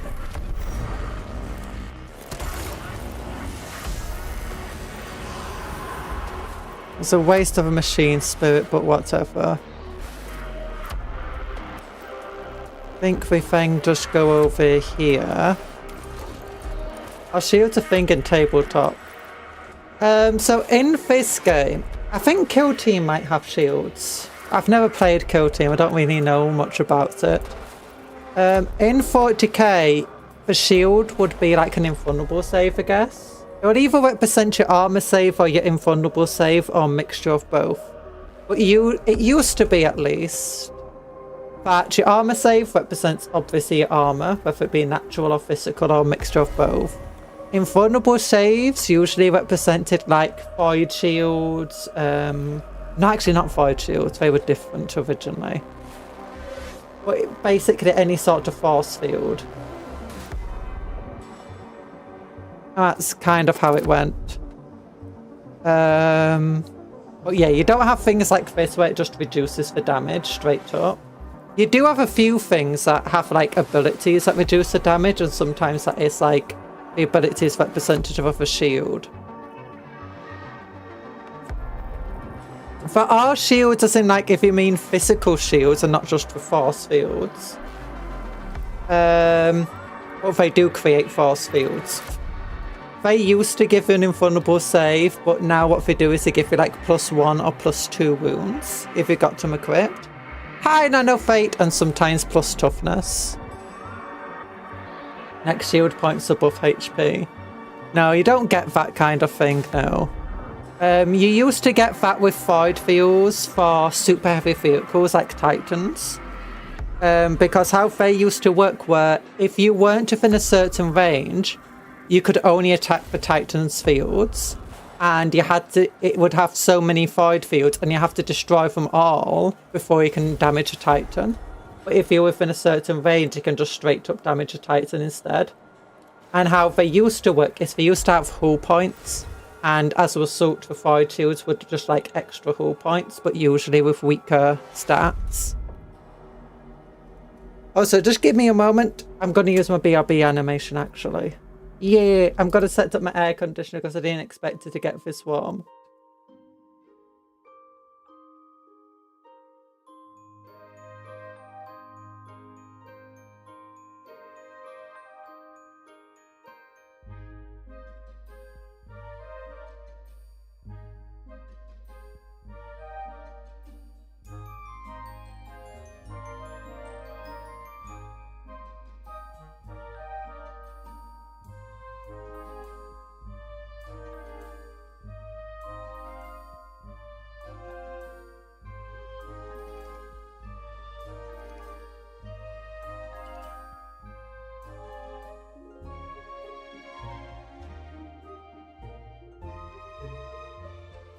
Hello!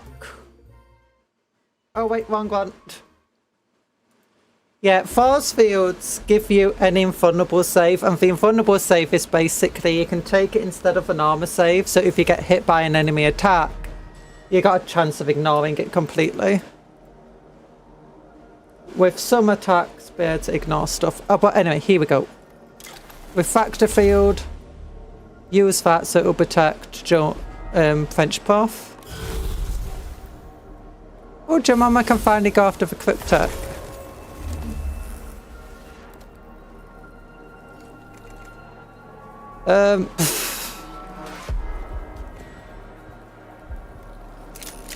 I guess. Just shoot it in the face. Critical! Yeek! We're damaging ourselves, oh no. Okay, then just move to here. Collect those cog points. Then... whack it! You're still alive, you jerk. I don't know how tough the cryptek is. How much health does it have left? Not much after we set it on flamethrower! Okay, yeah, it did not have any health after setting on fire.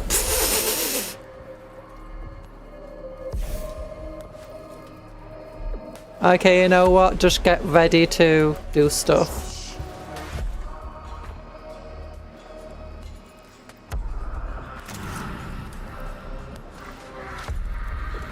Heal yourself up.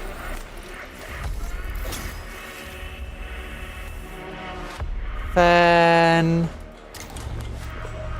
oh yeah, it's a range. Sad. I should have moved you further. But anyway, end turn. Dr. Smilex needs to run over to there. That's where all the damage is.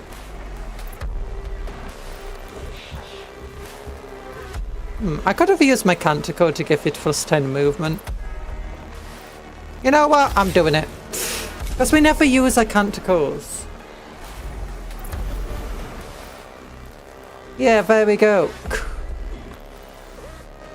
Is it still enough? No.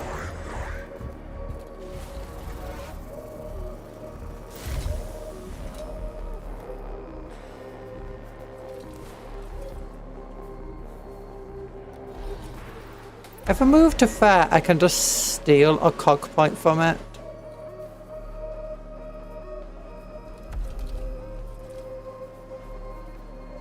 Can you attack it with any of your weapons? No.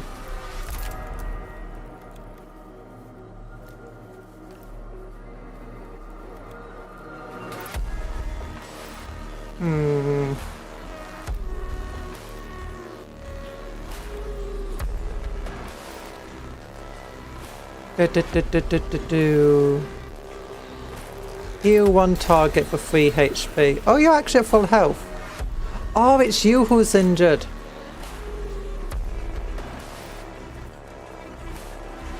So you got 18 HP.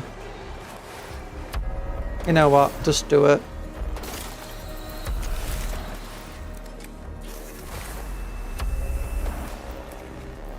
There you go. You're healed up. Can you shoot this dude? No. You can from here. Do it! Do it! Start to smile! Oh. This will do no damage. Oh no, it's a gamma pistol! Do it! Yeah!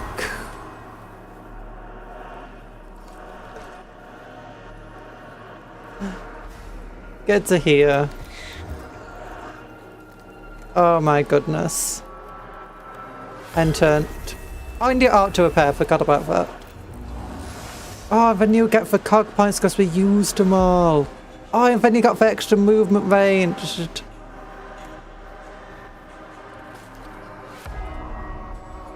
Okay, fill the cog gauge.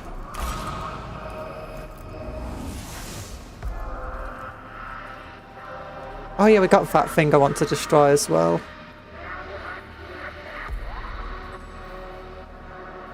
Get to here.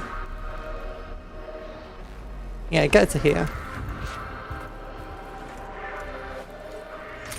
Do the big old eradication ray. Oh gosh, that was enough just to finish it off. I didn't expect that. Okay, shoot this thing for a little bit. Get over here. Get another cog point back.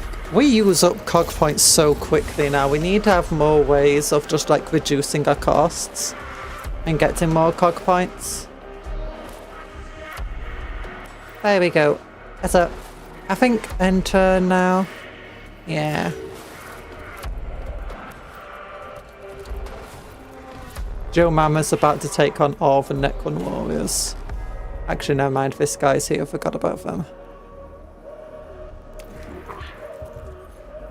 Okay, you. Shoot that one. Machine spirit. Bam, bam, bam, bam. Pretty tough dude. I think I'm happy with you being here. Maybe you can go here.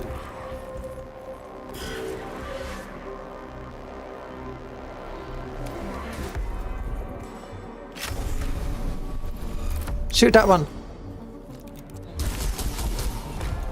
It's down to the count. And get to here. End turn.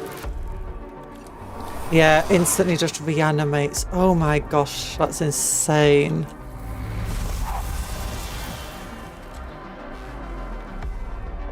And it reanimates with a bunch of HP too. Okay, at least they've got like some good movement going on here. Because of a canticle.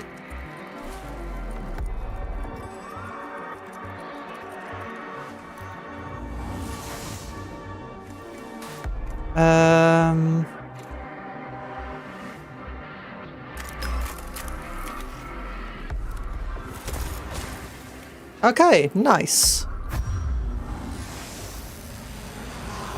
Not that much HP then. Okay, I can't put you in a position where you can actually see anybody. Oh, except to here.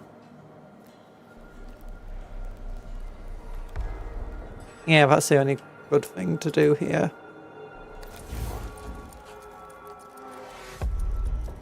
Antonius once again proving to be the MVP.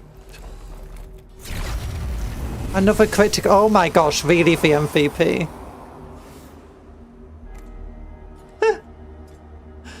Oh my.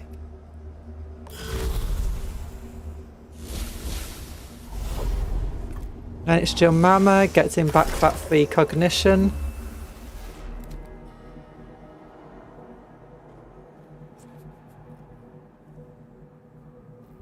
Oh gosh, this 10 movement's still on.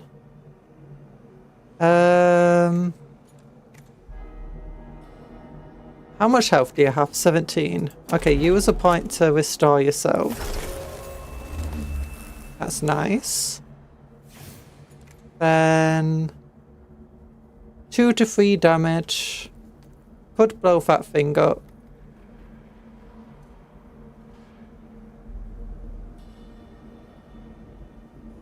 You know what, I'm thinking instead we just run back here. And destroy that thing.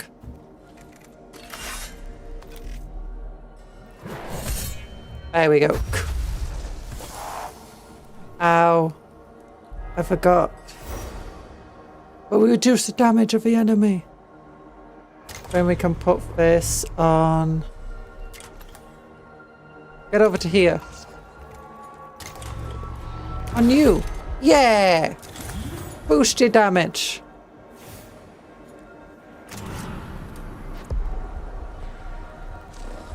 No, I can't target that guy. So, end turn. Dr. Smilex. Ooh, everyone's at full health except for you. Get fixed. Not gonna get you into a position where you can shoot at him. It looks like. So that's I'll just move to here and end the turn. You also can't move into a position where you can shoot him. Sadly. You can use this on that.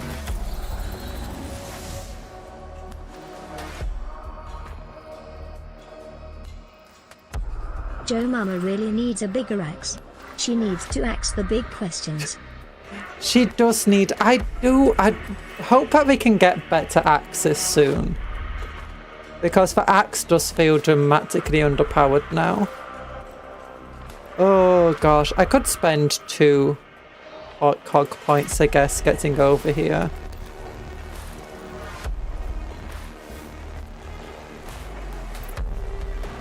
And then another. And then shoot him with a gamma pistol.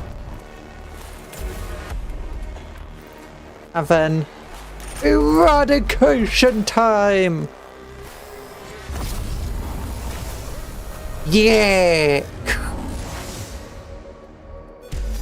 Oh gosh, I like how it glitched out for the cognition points because it was spending them as it was gaining loads of them. Signs of a firefight cover this chamber, both Gauss fire and rad rifle shots.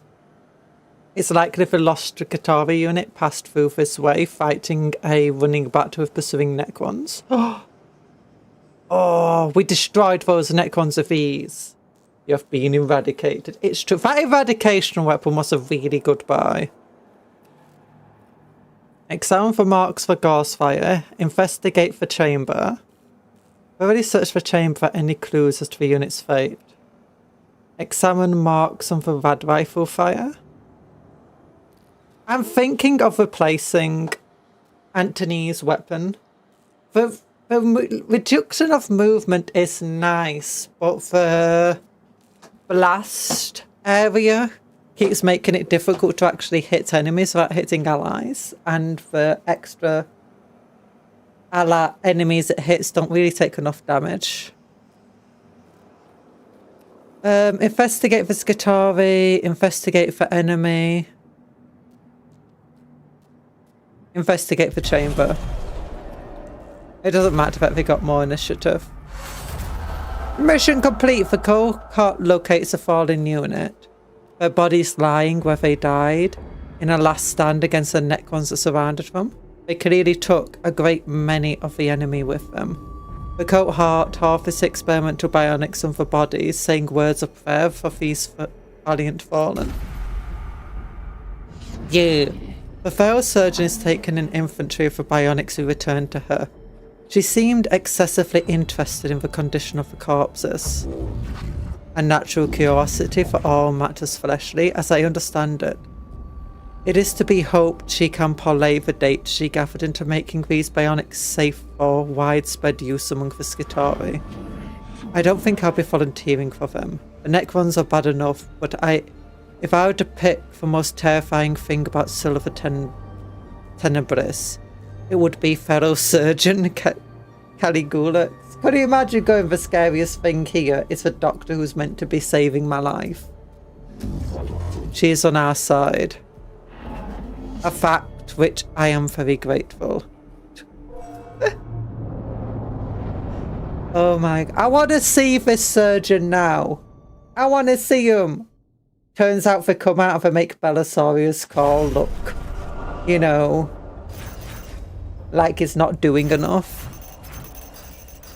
Bionics, that is. Comes out with 2,000 legs. 6,000 arms. Titan-size AdMech. Has an entire medical chamber on the back. Oh, but now we can take an extra guy down with us to fight on our side. But 47% awakening, oh my goodness. Close. Okay, another new assignment top. Ooh, Skitarii Rangers level 2. Improved scanner.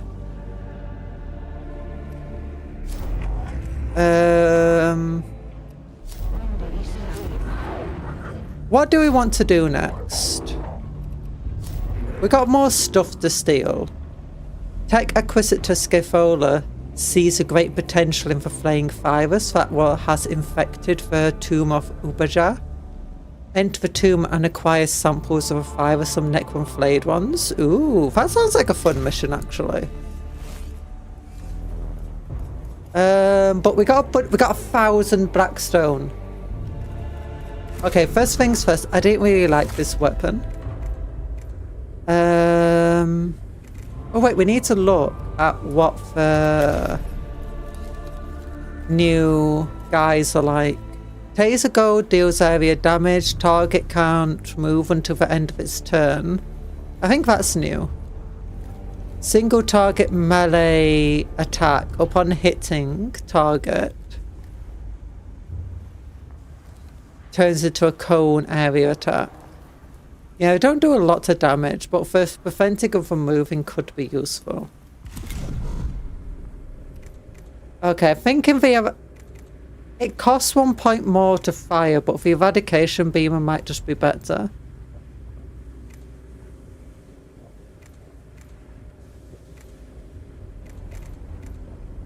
Seven to 9 damage versus 6 to 8. It costs 1 cog point more. Machine spirit gives it. Yeah. But what do we want to do? We wanted to give you... The next weapon attack is reduced by 2 cog points. Yeah, that's what I want to give you. Okay. And we've got 2 cog points here to spend, but I just don't have anything to spend them on. Because giving him a melee weapon's a bad idea.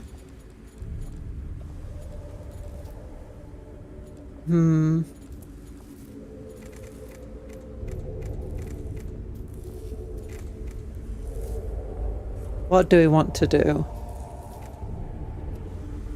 Let's look at French Puff.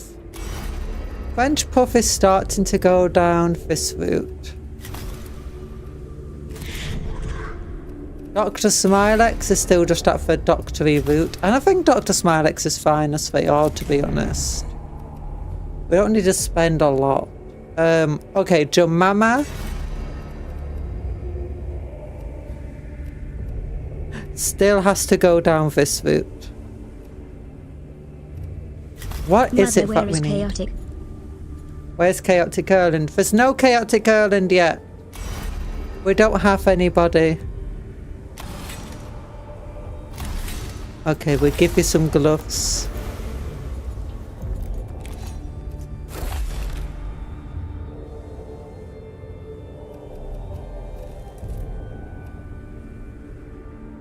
Anyway, these upgrades seem fine.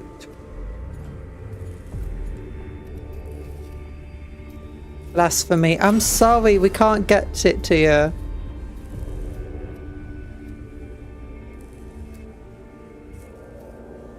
Okay, we can't afford to upgrade your mama at the moment. We can give...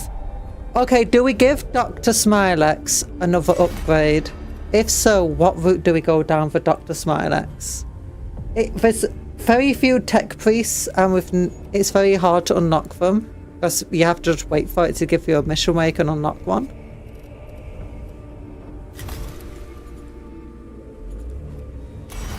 Oh gosh, that's really broken there.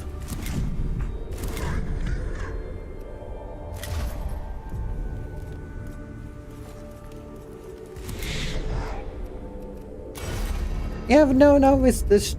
For some reason that's stuck here. Weird. Cast a canticle for free. We could go here, so weapons cheaper. Generating a cog point could be nice.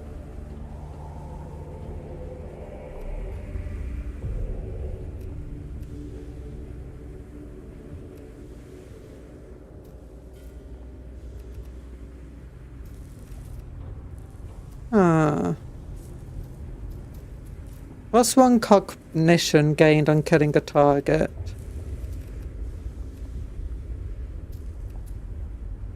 Over cognition gauge. We could start sending them down this path, I guess.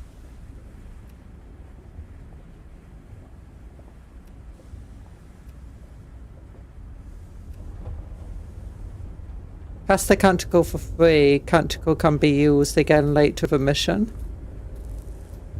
Oh. No, I think for now we just save that income because I don't know if we want to upgrade. Hi, Quadro. We're doing well. We're doing well. I don't know what we're doing yet. We got 4 dudes. We got a cognition generator to allow us to fight harder. We got a healer. We got a dacker, shooty, and we got a melee person who has a flamethrower. Okay, I think the next mission I want to do might be the one with the smaller flamethrower. If I don't know, what do we want to do? For getting hold of a fire sounds fun. Look at all the mech boys.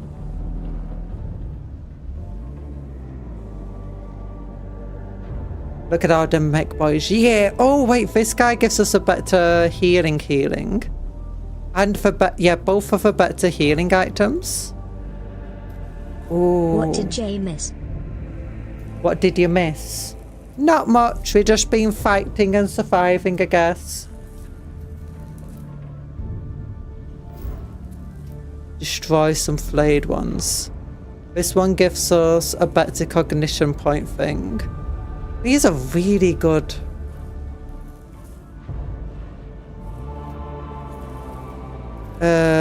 Items he's offering. What I'm thinking we need to do, we need to finally hunt down the Void Admiral. Yeah. He's gotten too big for his riches, I think. Let's get some...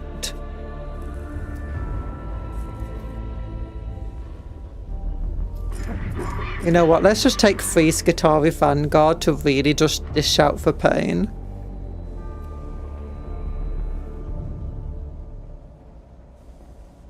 I vote for a flayed one mission. Wait, I want to see what I look like. Which one's you, French Puff? That's your little image that you have for you. If you want to see what you look like at the moment. Oh no, it's Dr. Smile X. This is you. This is you. With the eradication beam and destroying absolutely everything ever. But no, I think we need to take out the Void Admiral. It's about time we deal with a bit more of a Necron leadership. And now we can take 3 dudes with us. Yeah! You have a backpack. You all have backpacks. You look bold. You're a tech priest. I don't think that matters too much.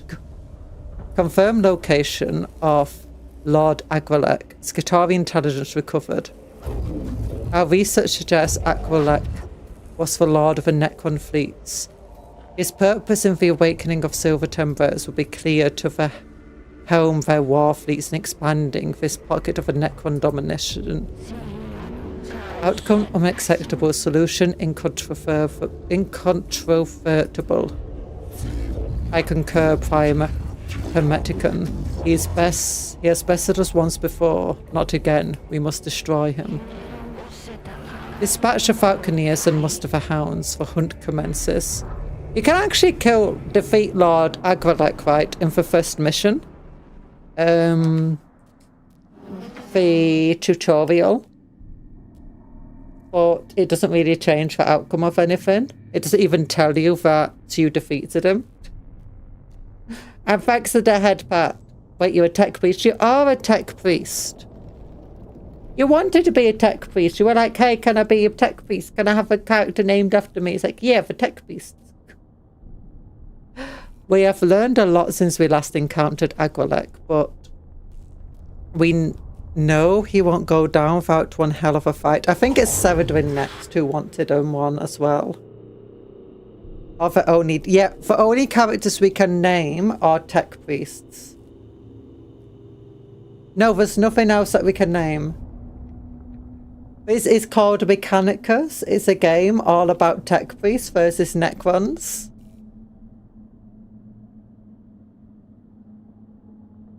A challenge calculated by the worth the risks and resources subdomina. I agree, Agrilek is a worthwhile target. I just wouldn't put credits on too many men coming back from the attempts. Expenditure of personnel material calculated as justifiable. I'll pass that on to the men and women risking their lives. They shall rally to the hunting horn and the call to the assembly. The chase begins. Make ready for the unmaking of Agrelek. Agrelek! Make way for the awakening of Agrelek. We're gonna destroy him. We're gonna shoot him. We're gonna tear his head off. Do-do-do-do-do. These are the troopers from the 7th Hexadecimal Cohort. Manipul. A handful of bodies lie in the chamber ahead. Evidently Skitarii who were caught in a furious volley of Gorse fire. Seal them away. Seal away the chambers so the Necrons can't enter, and other Skitarii can recover the bodies later. Examine the bodies to learn more of the cause of death. Waste not, want not. Salvage! Steal everything! Oh, a few useful items. Oh. Still, we have to steal everything. So many bits and gubbins to draw on for tech beasts. Yeah, it's very hard drawing them. The grim darkness of Agrelek's tomb is complete in this benighted region.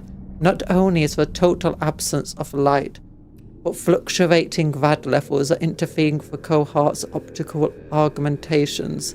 Even the team's own light sources do not penetrate the unnatural gloom. Another path? Boldly go far, or forth, or slow and steady. Let's find another path. Oh, we got cog points! Oh gosh, we got 2 rooms with nothing in them. Then we got... Oh, this is just a straight line pathway.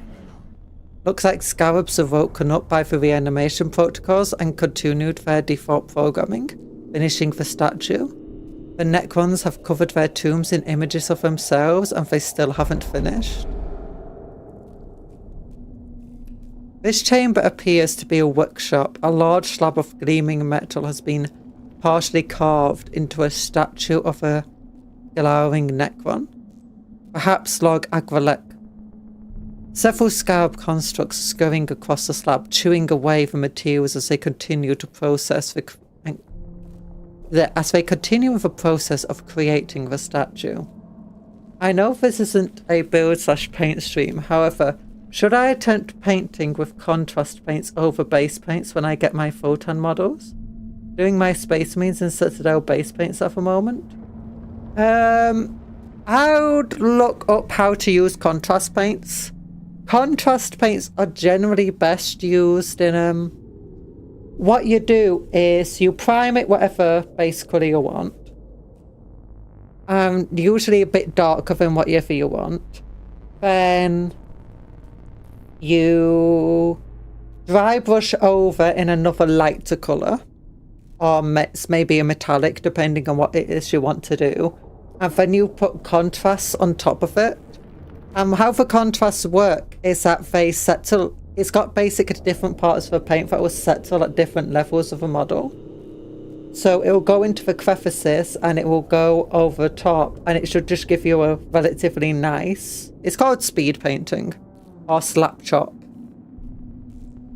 It should be relatively nice, and then what you can do is dry brush another colour over top again to make it look better, and then you just do more detailing over that with base paints. That's generally how you're meant to use speed paints or contrast paints. You can use them over base paints, but I'm not really sure how you do that.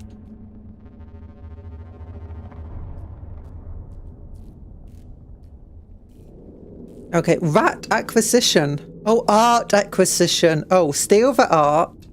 Gather specimens. The scarab constructs could provide valuable insights or cast down the idols. Acquire some art. Oh yeah, Blackstone. We stole the art.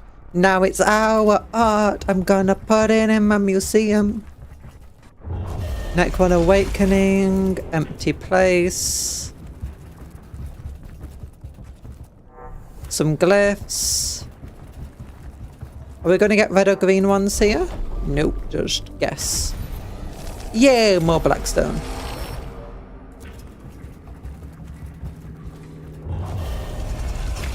Oh gosh, glyph.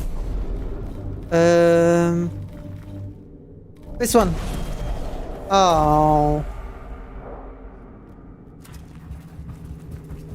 We made a bad choice. Okay, this one. This appears to basic linear alpha script. The simplest of the Necron languages, relatively speaking, of course, but is known for several exemplars. Known from several exemplars. I should be able to translate some of it. If you can get I think it means if you can get me decent picked grabs. Is it meant to be picked graphs? Picked grabs. Yeah. Oh, look at those things. Oh. Pop. It's a Rosetta Stone.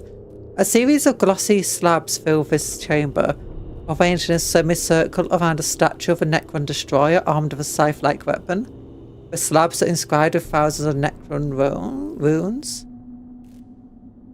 Transport, transmit, translate, transport.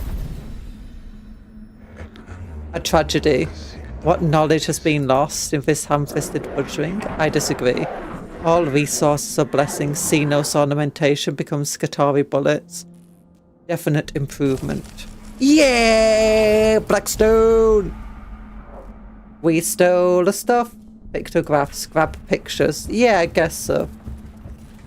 I'm thinking what happened is like they were told, like they read what it was meant to be, and either they used one of these voice to text things, or they like told someone what to write and they misread it, or like misheard it, so they heard picked grabs, not pictographs. I don't know. There was another mistake there. Maybe it's just a person speaks of mistakes. Location confirmed, energy reading spiking, code Venator in full effect. We are infested insects to be expunged. Okay. I agree. Do you think the Necrons can speak in Binoic?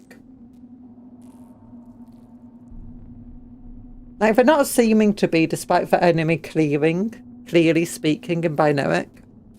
This darned creature has been watching us since we entered this tomb. It's been ready for us since the start. Of course it has. The quarry that knows it is hunted makes others sweet to kill. Formulate target solutions, now prey is at bay. I have awoken into the company of these fleshly vermin. Tomorrow we conquer. Today we clear the filth from our doorstep. Big words on a guy about to be smashed to pieces. Ba ba ba ba ba ba ba. Eeny, meeny, miny, mo. Come on. Recollections of Inquisitor Brand, Chapter 87. Of all creations most foul, I beheld the Lord of all and knew that I was dead. We have been here before, Majors, but we are better prepared now. What are your orders? Stay at range? Get up close? Pray for deliverance? Speak for 4 palms of protection from omniscience foes before engaging. Do not go in with your souls unarmored. Stay at range. Pray for deliverance! Collected Logic's Psalms, 31.3. And lo shall the holy steel be as armor around our souls, and shall your wisdom guide our hands. No spear nor barb of the enemy shall trouble our flesh of iron. Let the will of Mars be done. Oh, we got free CP. I knew it. I knew praying would save us. We got 3 cog points. And there's Agwalecki. Oh, it's the same building as before as well. Oh my gosh, sleeping like that must be bad for your back. Especially a metal back. Oh my goodness. Oh gosh, we got a massive starting area. Okay, Necron Warrior and Necron Warrior. They have, I imagine, a bunch of summons to get.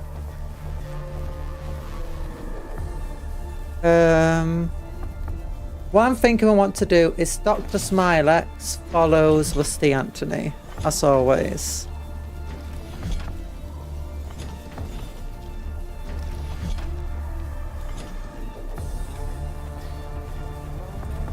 Oh no, is this, yeah, the steps here. Is the steps there? It looks like each of these areas is higher than the previous, so I don't know if, like...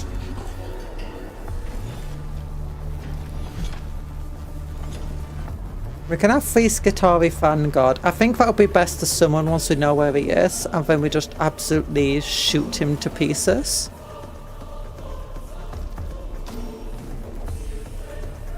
Dr. Smilex, stay with you. Joe Mama. There's no really good places to get lots of, you know, heat hog points here. But I think French Puff would be good at delivering some from this side. And Joe Mama can run up the other flank and maybe attack him from behind, or just take out some pesky warriors or some other teleported in things.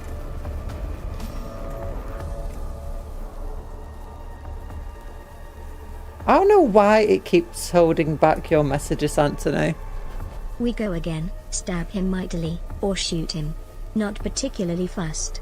Wish I had a Transuranic Arquebus though. Actually, if I had 2. I wish I could give you 2 as well. Maybe we could bring out one of the Skitarii so I don't have to waste 6 in a single turn. Okay, yeah, let's bring down 2 at once.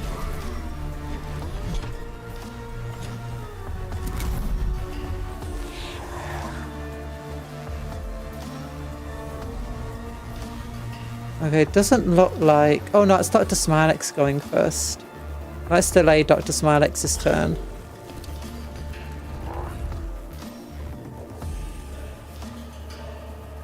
Okay, it's French Puff going next.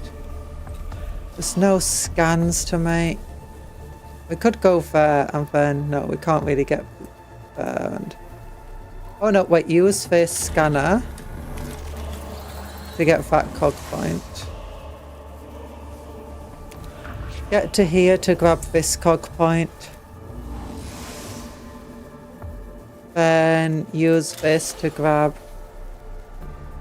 that cog point. Dual wielding snipers cost cool factor is for only factor. It's true. It's true. Okay, what don't? Fail for cognition gauge. Your next weapon attacks reduced. No, we don't want to fight with him yet. We could actually run up here and steal 2 cog points instantly. Yeah. Spending 1 to gain 2 is not a bad trade.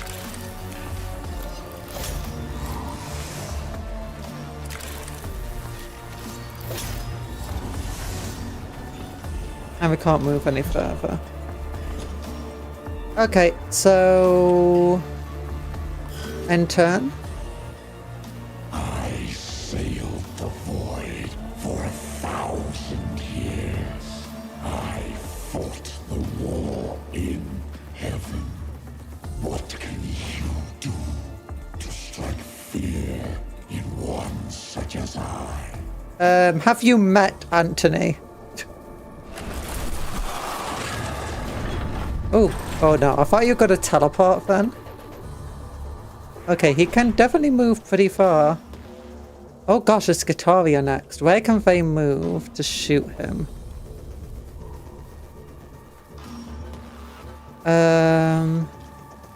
Definitely be a good idea to delay at least 1 Skitarii. You move there and immediately move back again, I guess.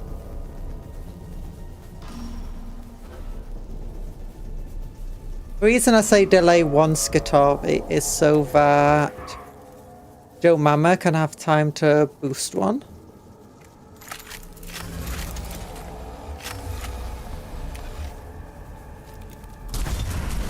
Oh, critical shot. Don't know what their health stats like, mind you.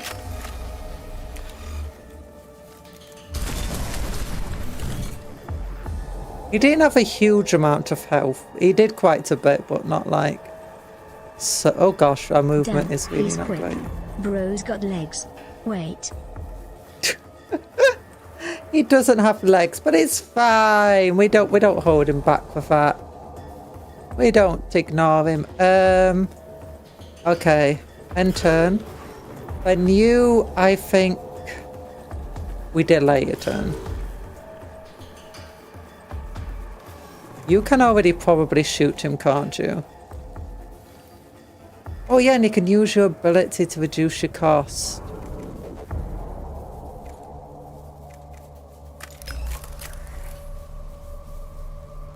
Okay, this should reveal his stats. 29 health, no energy resistance. Ooh, that's great. Okay, we'll save that for next turn. 9 to 11 damage. Oh, goodness.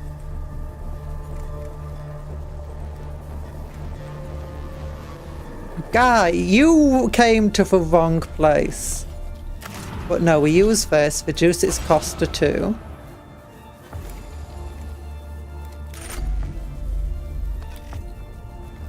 Someone forgot their shields. He did. 10 damage. He's like, last time I fought you, the only dangerous one had an axe. It only dealt physical damage. And you know what? Just because she can with back the field up. And then just assert dominance by standing still.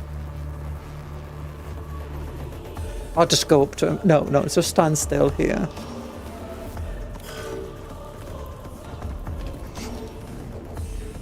You can move past the cognition point and get to... Actually, I'm saying go to here. Oh no, I should have done the thing for the Skitarii. I can give you this, but I'm thinking now might be out of range of this. Yeah. And go here.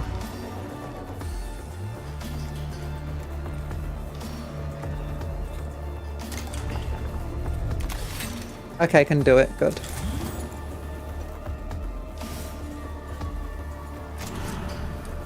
No one. End turn. I think just get out of here for now since we don't need the healing. Actually, I mean, you could. The doctor could finish him off. Oh, no, he's got 19 health points still. I thought he had less for some reason. Just get out of the way for now. End the turn. Get to where you can shoot him. Use your ability to shoot twice. Oh yeah, the shield is what's his armor protects him from thief. 9 damage because a critical ignores a shield. Oh. Come on. 2 damage. He's down to 8 health.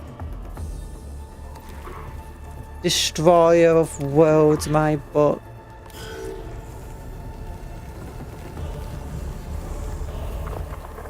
Okay, Death Mark came out.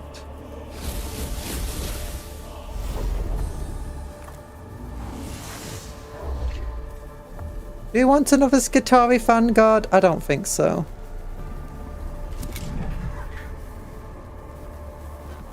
Dr. Smilex, once again, just delay your turn. He has to... We can't see him, but he still has to walk around. That's so stupid.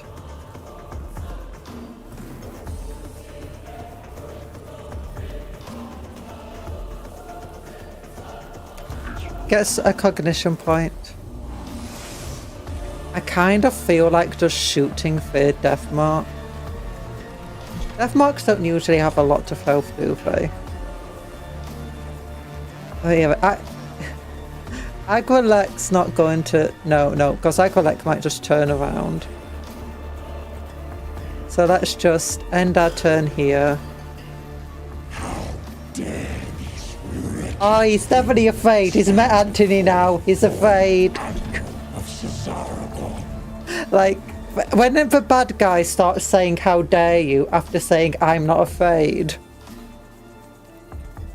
it means they've now become afraid. See, you've met Anthony. Nightmare Shroud. I don't know what that... He's running away. Oh, wait, no, he's attacking. He can see us. Oh, gosh. No, that's not good. That's not good. Now I'm afraid.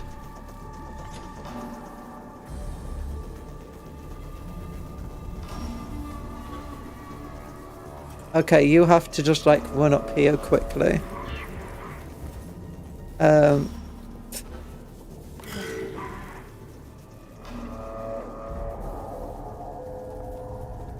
I guess run down here.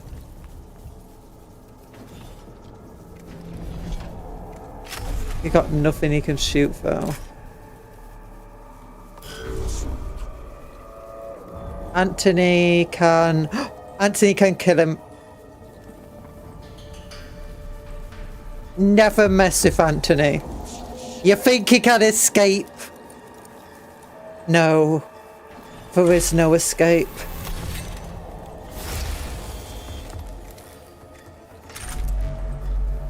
Oh, he's got 5 shield now. Ooh.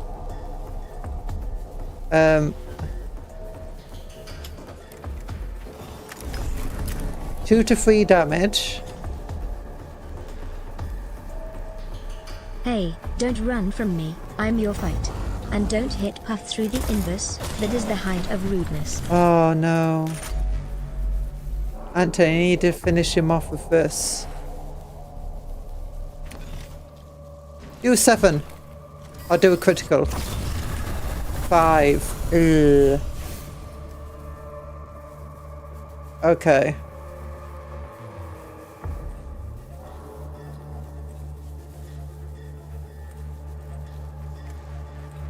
How much health do you have left?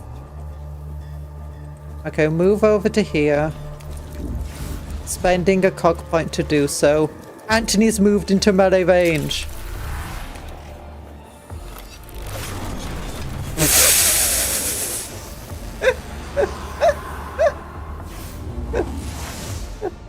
Anthony just decided for fun of it.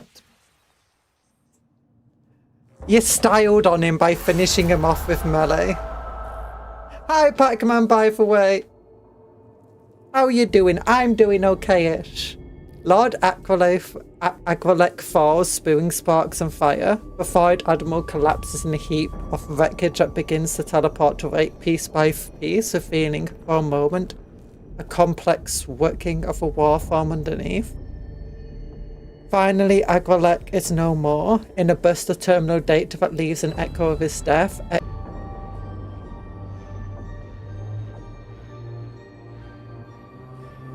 There we go.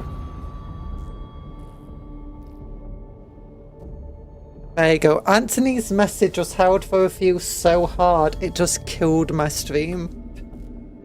Anthony! Also, if it said taste the back of my... Taste the back of my pimp mecha dendrite. Cuptle, you're not allowed to say words like that. YouTube will bonk me. Lord Agrilek falls. Yeah, we beat him. And you hit him with the acid one. That's what you finished him off with. So he's got to be teleported back, covered in acid.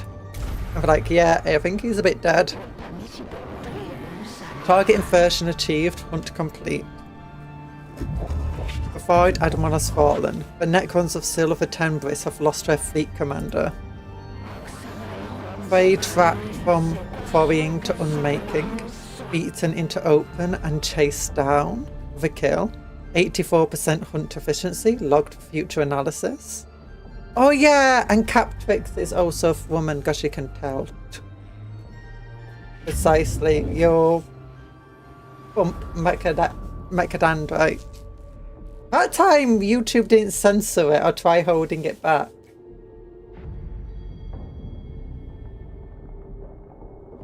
The Skitari in Fatu mode of Agrelec are reporting decreased coordination amongst the awakening constructs. Yay! Consolidation activity, not the concern of Prime Hermeticon. Key target acquisition ongoing. There will be another beast. There will come another hunt. Oh my goodness. Does that... If that should reduce a Necron awakening rather than increase it, I feel like. We did lose quite a lot of stuff for not healing up. French buff. 51%. Ugh. Okay, but we got a new Plasma Cavalier, which destroys energy armor, and with the Machine Spirit destroys physical. That might be better for Anthony, but it doesn't do a lot of damage. But destroying energy armor would be really useful. Better Cog, the thing that hides us, and better Servitors. Ooh, better Servitors. Ooh, an achievement. Reach 50% awakening for... I didn't even get an achievement for beating the Lord. Sad. Okay, what do these guys do now? Adds 2 to the max HP, so now HP 9. That's pretty good, but not amazing.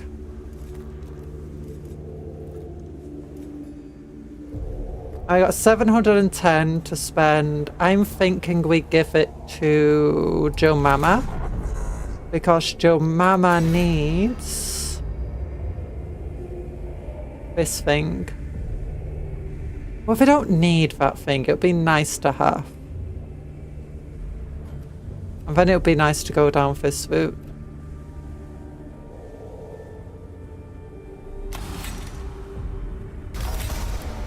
Then we can get rid of the cog here and take the new one.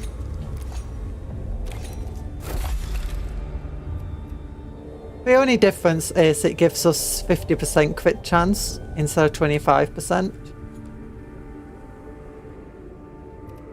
But that's what keeps us hidden at the start of a battle. Then 320 we can spend on Dr. Smilex. But I'm not sure it would necessarily be worthwhile at the moment.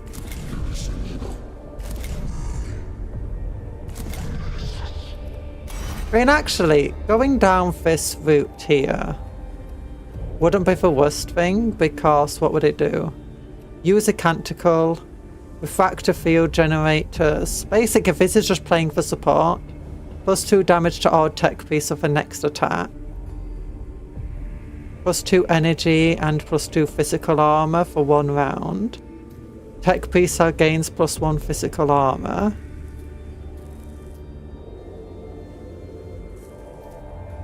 Yeah, it might be useful too, because we don't have a servo skull upgrade for him either. So maybe we do start going down this tech auxilium route. Yeah.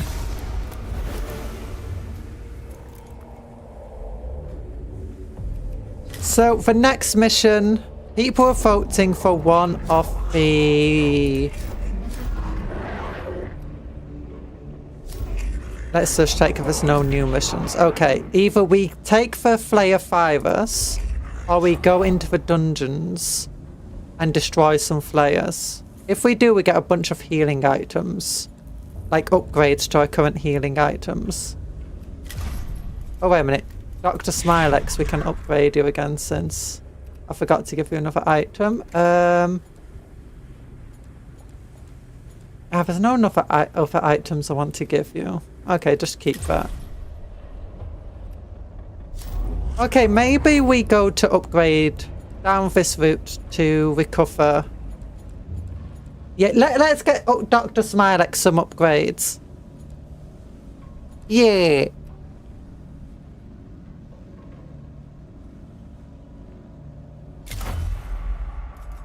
Then we take everyone down. Since we can't really afford take too many Skitarii with us, why not take... test out our new servitors. Worrying reports of the tomb of Ubajo. Majos, one of the subdomina kept the Skitarii teams was lost while exploring its inner reaches. Kepra has kept me aware of this videx. They will be mourned, but losses are inevitable. We Magi must be above the concern for mere lives. What concerns me is that subsequent to the squad's loss, sightings were reported of a pack of flayed ones wearing the lost squad's skin. I see. Disturbing indeed. When you understand what is so purgatory about this matter, this pack of flayed ones must be hunted down and destroyed before rumours of a Skitarii fate spread. So it's less rumours and more just news. The loose tongues of our soldiers are as guns in the hands of our enemies. Yeah, let's go destroy some flayed ones.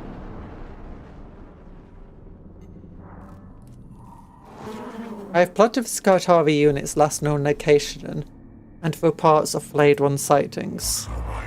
We must act with haste lest the Xenos in question move beyond our reach. We may not always see eye to eye Lector Dogmatis, but in this I agree with you. Look, this Lector Dogmatis guy, you know, he's growing on me through these stories. At first you dislike him, but then you know, you get missions like this. Oh, what was it he said last time that was super cool, though? Ah, I forgot.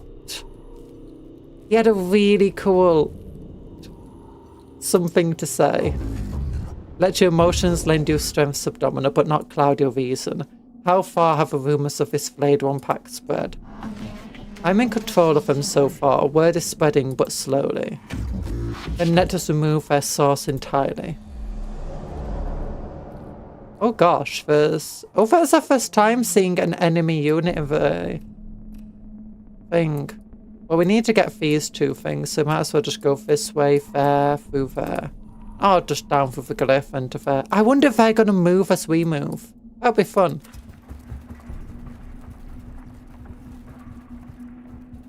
Doesn't seem like it. Remains of one of the lost Skitarii are hanging from the walls of the chamber. Only scraps of skin and some internal organs remain. They are identifiable only by the regimental tattoos. They cannot... I didn't think Skitarii had that much skin. Like, look at that guy. What skin does he have? There's Necrons around here. There's Necrons around here. Cremate them. Dispatch them by servitor to be buried outside the tomb.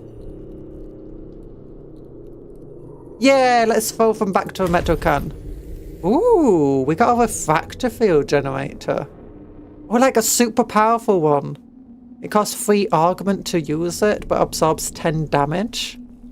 Well, that could be given to Anthony since he kind of needs it. We need to go here anyway for our mission.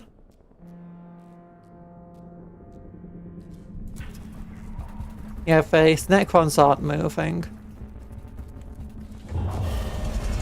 Warning, our presence has been detected. Yep. And now we got another mission to fight. Yeah. Probably be mostly flayed ones, I imagine. Oh gosh, there's a death mark and a jumpy guy. I didn't think they were in this mission.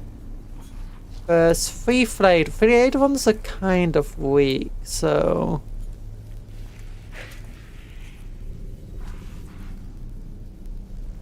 what's the mission? Okay, it's Anthony who goes first, and we have no cog points at all. That's not great.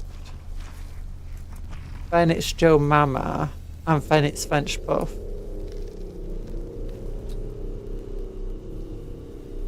Okay, we know that they won't target the Praetorian. Anybody but Anthony.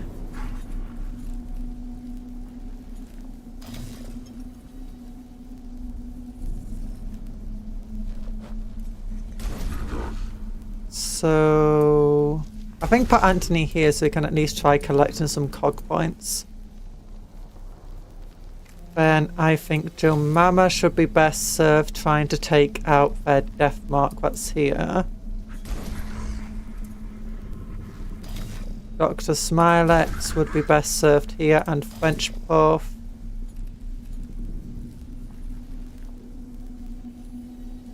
Go after this thing. So run that way.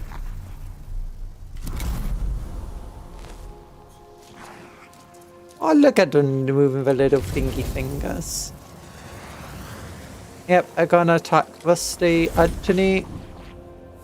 But he's got 2 armor, so he only takes 2 damage. And he doesn't trigger opportunity attacks anymore, which is nice. So yeah, can you make it over? Oh no, this area you can't move through. I thought you could. Ah. Doesn't matter if I can reduce the cog points.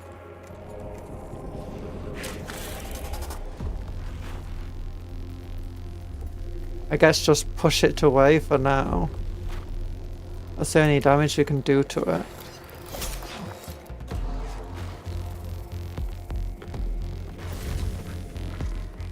Could go up for it now. Trying to shoot that thing wouldn't be very useful.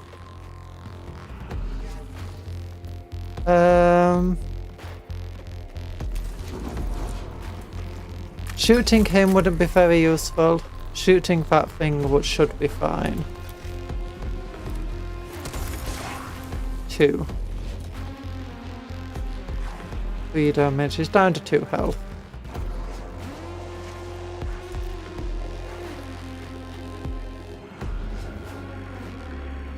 Okay, yeah, that's a bit annoying. Wasn't really expecting not to be able to move through there. Okay, he only has energy shields. I kind of want to try going after the death mark.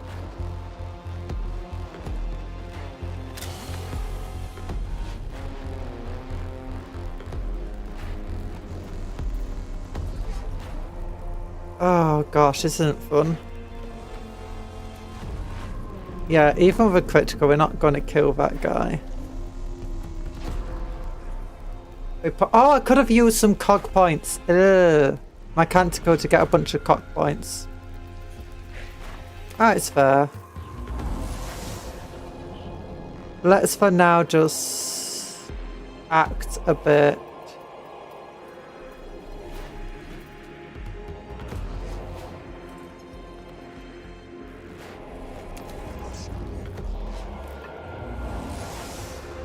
Yeah, acting a bit reserved isn't going to be the worst thing of the world right now.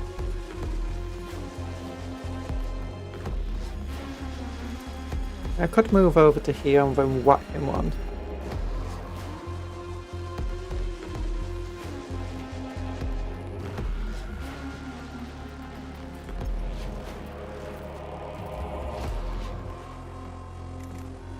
There we go. I could spend 1 cog point, get over here, whack him.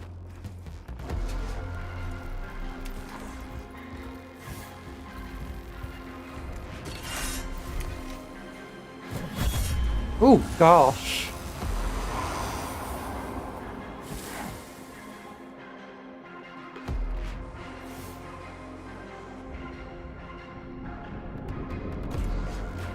You know, shoot that thing.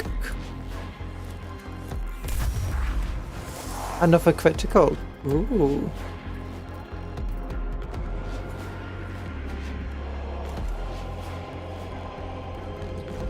And spending 1 to gain 1 doesn't really work too well.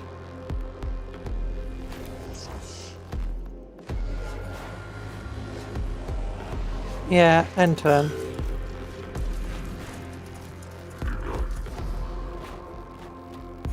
French Puff's turn next.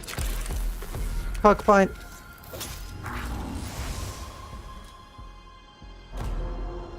I can't enjoy it. Finding a very nice stick.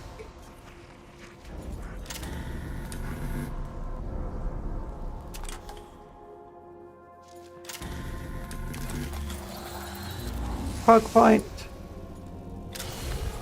2 cog points. Oh gosh, I wonder, can I like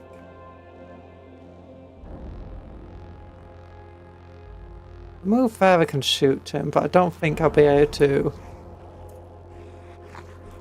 Move to here, can I? No, I can't go through to that guy. Oh yeah, it's an energy weapon, so it won't do much damage anyway to him. Might not be worth the use.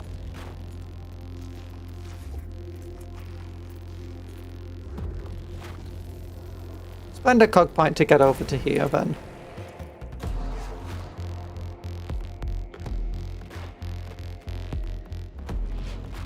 Come on!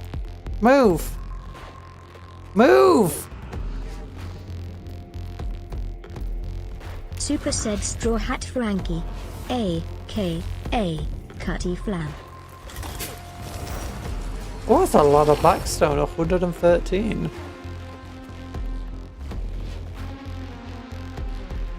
Then, can I do like this and hit both? I can't! You know what? Worth.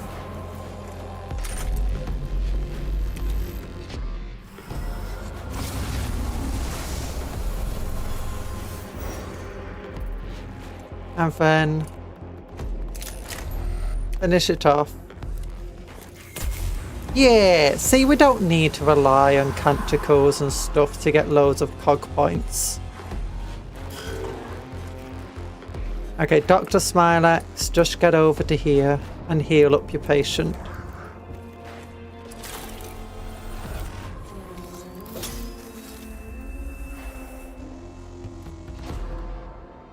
And that's literally all you need to do.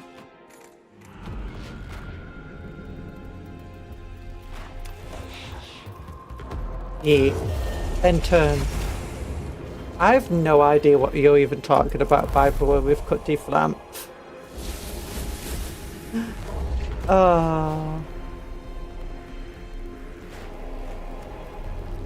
You want to test out for new servitors? Yeah.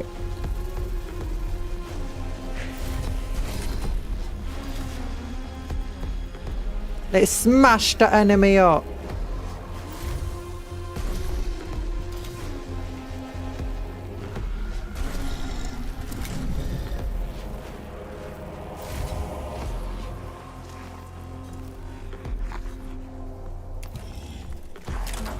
Whack him! You know, that did not go as well as I hoped.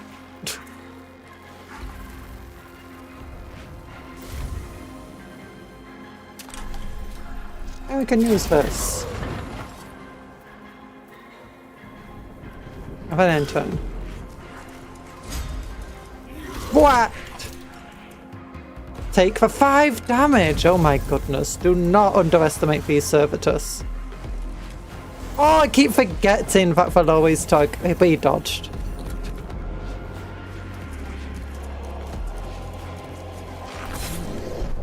Damage absorbed. Cognition gained. Oh yeah, I forgot about their cognition gaining abilities.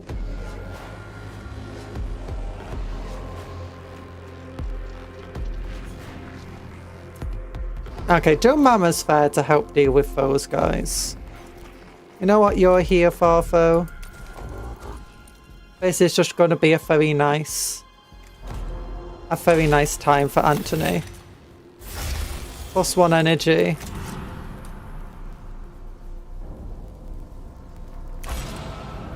Oh gosh. Eradication beam! Kill our own guys. No, don't kill our own guys.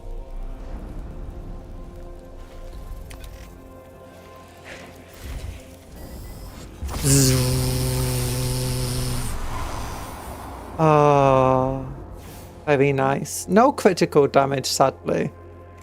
Shoot that one.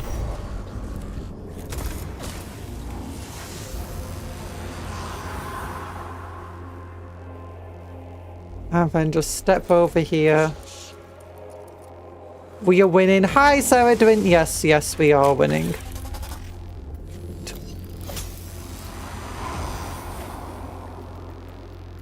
The enemy just got quite literally eradicated. And do 1 damage to that dude. Yeah.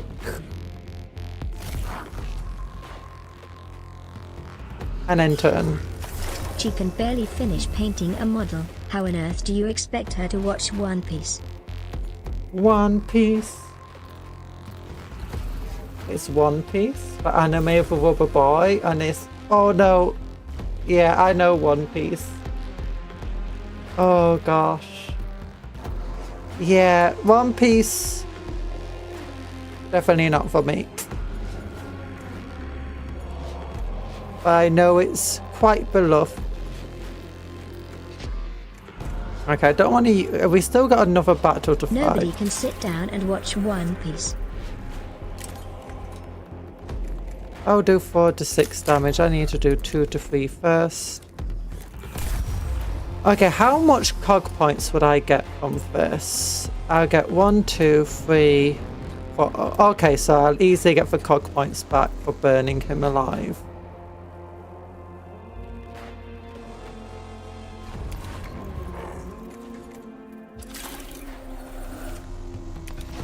He's got 7 health.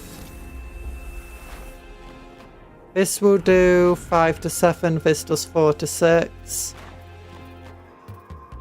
We tried to finish him off with this.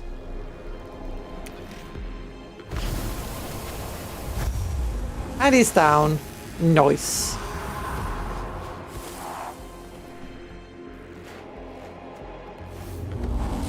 Yeah. There we go. I started One Piece and got to episode 200 before I realised I don't have enough time to watch 1,000 more episodes. But is that how big of an anime it is? Oh my goodness. I thought it was like 200-300 episodes, not like that. At least whether you like anime or manga, you get lots of content for years. Also, it takes you to catch up at your own pace. Clear the air of explosives before moving through it. No, Luffy... I know he's not a monkey, but the art style really puts me off One Piece. As Admiral. And if you don't enjoy it, then it's best to stop. Yeah! It's like 1,100 plus episodes. Oh my goodness, that's absolutely insane. The cohort has picked up the trail of the offending flayed one pack. It travels through an area of the tomb choked with debris, where a portion of the tomb has collapsed, making direct pursuit hazardous. Clear the area of explosives before moving. Explosives! You know, you can never go wrong with explosives. Let's go to there.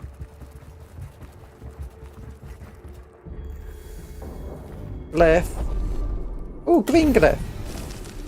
Yeah, more blackstone. Oh my gosh, we're getting so much blackstone.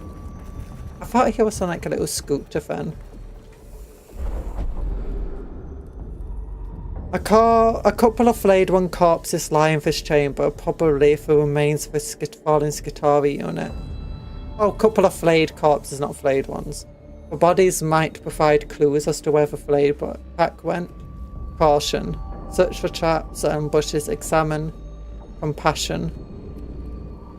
Curiosity. Booby trapping our dead. Just when I thought I couldn't hate Necrons more. I mean, it's... Ooh, but we got a cog thing from... Oh, that's a thing to hide. Guaranteed critical hits. But it costs 3 argument points to equip it. We'll get to the point where some of our guys have, like, an overabundance of cog points.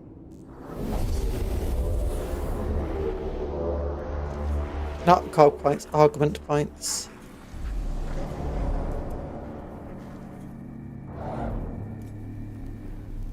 Okay. So 3, 4, 5, 6, 7, 8, 9, 10, 10 flayed ones. Oh my goodness, that's a lot of flayed ones. Let's look. And 4 devices to scan. Okay. French Puff. You're running up to scan a device. Dr. Smilex. You don't need to heal, you need to scan stuff. Rusty Anthony, remember, you're in a target-rich environment. We'll keep Rusty Anthony at the back, actually. Just let them come. I imagine we're going to have issues with them crawling up the edges. And Joe Mama? Oh, Joe Mama's Flamer would be so good here. But it's fine. Maybe Joe Mama can go up with them. And what I'm thinking is we deploy a servitor with Anthony just to protect him from the flayed ones crawling up.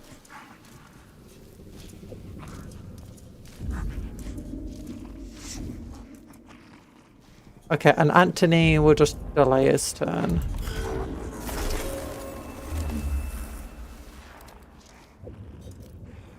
You go up here because we need some power just to help us destroy those things.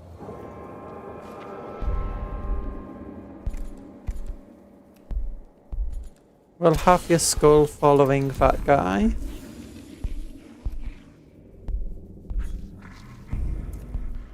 And turn.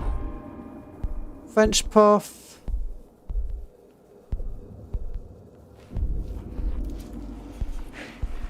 Can move up there and get all the cognition back that they spent.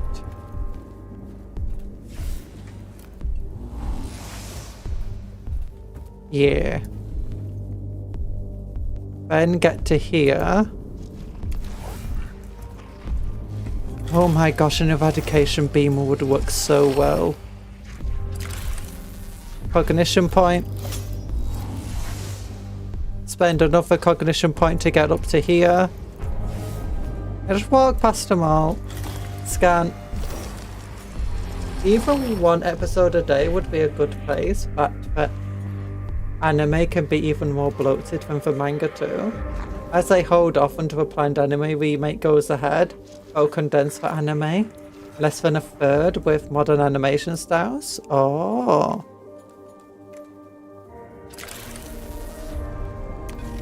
Okay, first cognition point. Tangent done. John Warhammer demands add mech find dank loot. Yeah, so that's a bit like what I did with Dragon Ball Kai in the end. And then we'll just go here, grab this.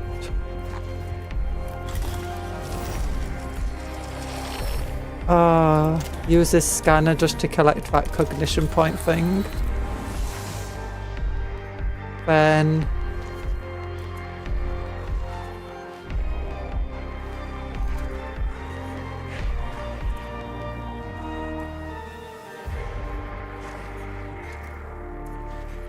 John Warhammer started all this because somebody killed his servo. oh my goodness. Just destroy 4 of them in one go. And then he'll just be completely swarmed by flayed ones, but who cares? Reduce cost by 2 points. Eradication ray time.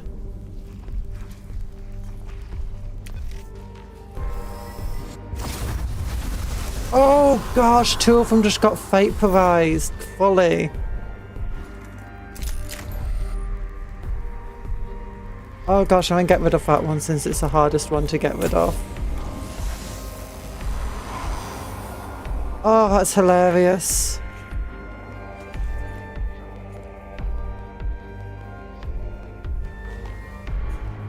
I think just fall back to here. Oh my gosh. Yeah.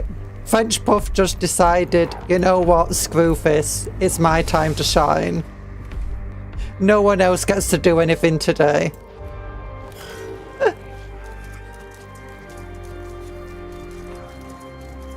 Oh wait, they did make it. French Puff, oh no, damage absorbed it. Oh, you guys did barely do anything. I forgot about that. No, I'll keep this here, I guess. I guess I'll just go up to here. And we can send Anthony this way. Dr. Smilex.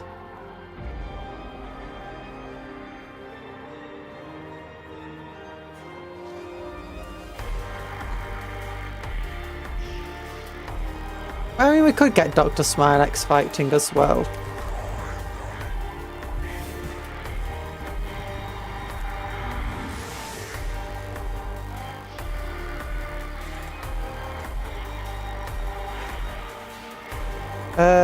You know, just for fun of it.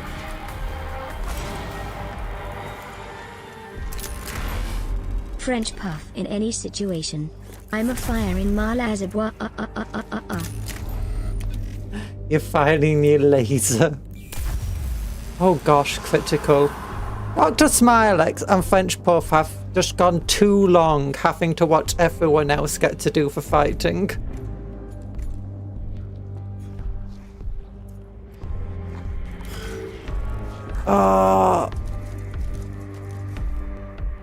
Okay, so zoom out so I can figure out who I can okay, I can just shoot everybody apparently. I wonder who I can shoot if I go here. Answer, yes.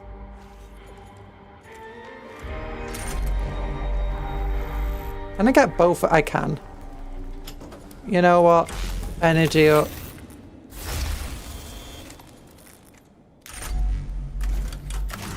Reduce cog points. Usage.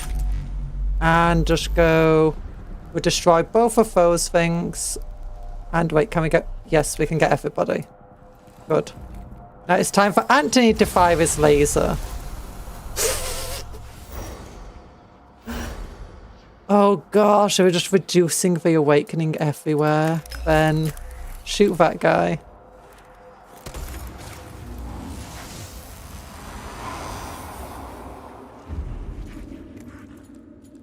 And destroy that guy. These eradication lasers feel a bit over the top on the blade ones. Oh no. Oh gosh, I imagine they're gonna summon more flayed ones. Yeah, there we go, from behind us. The poor flayed ones.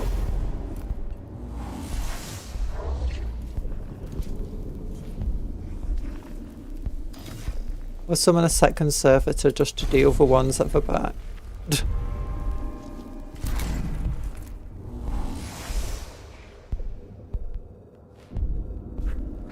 Down banana, get opportunity attacks.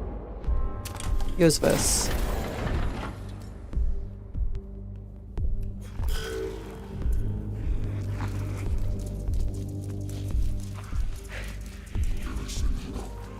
Oh yeah, I forgot Anthony actually went first.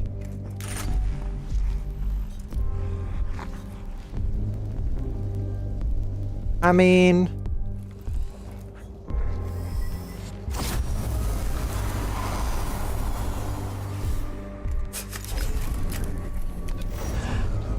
Oh gosh. Oh, there's still that guy over there that needs to be dealt with. You know, it's fine. Get over here, get that recognition.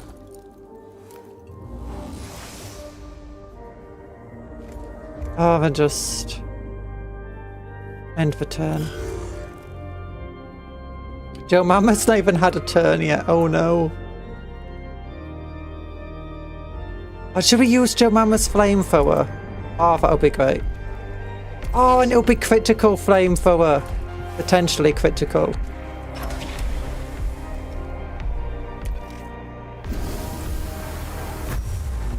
Oh, potentially critical just became definitely critical.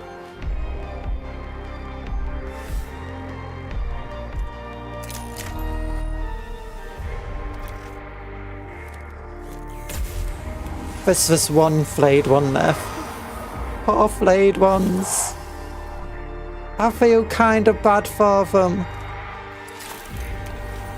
It's not their fault that they absolutely suck.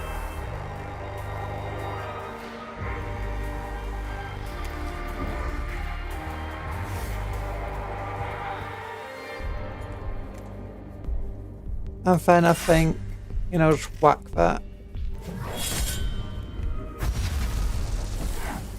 Yeah.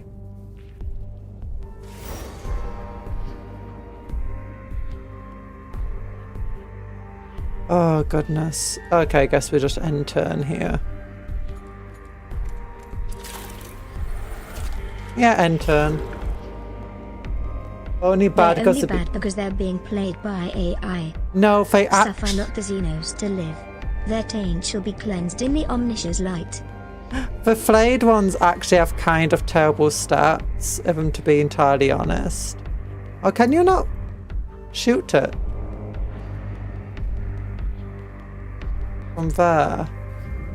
I guess that is higher.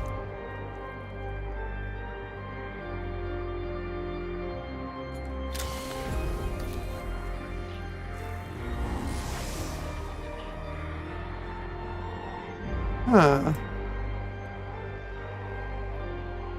Oh, now it's saying I can shoot it. It's just because that's got such low range.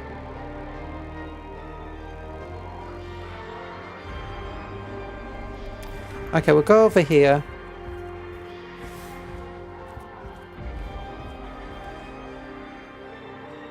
And then over here.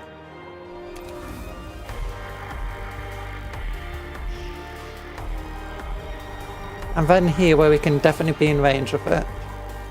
It's like, we got no cog points, but yes, we do have cog points.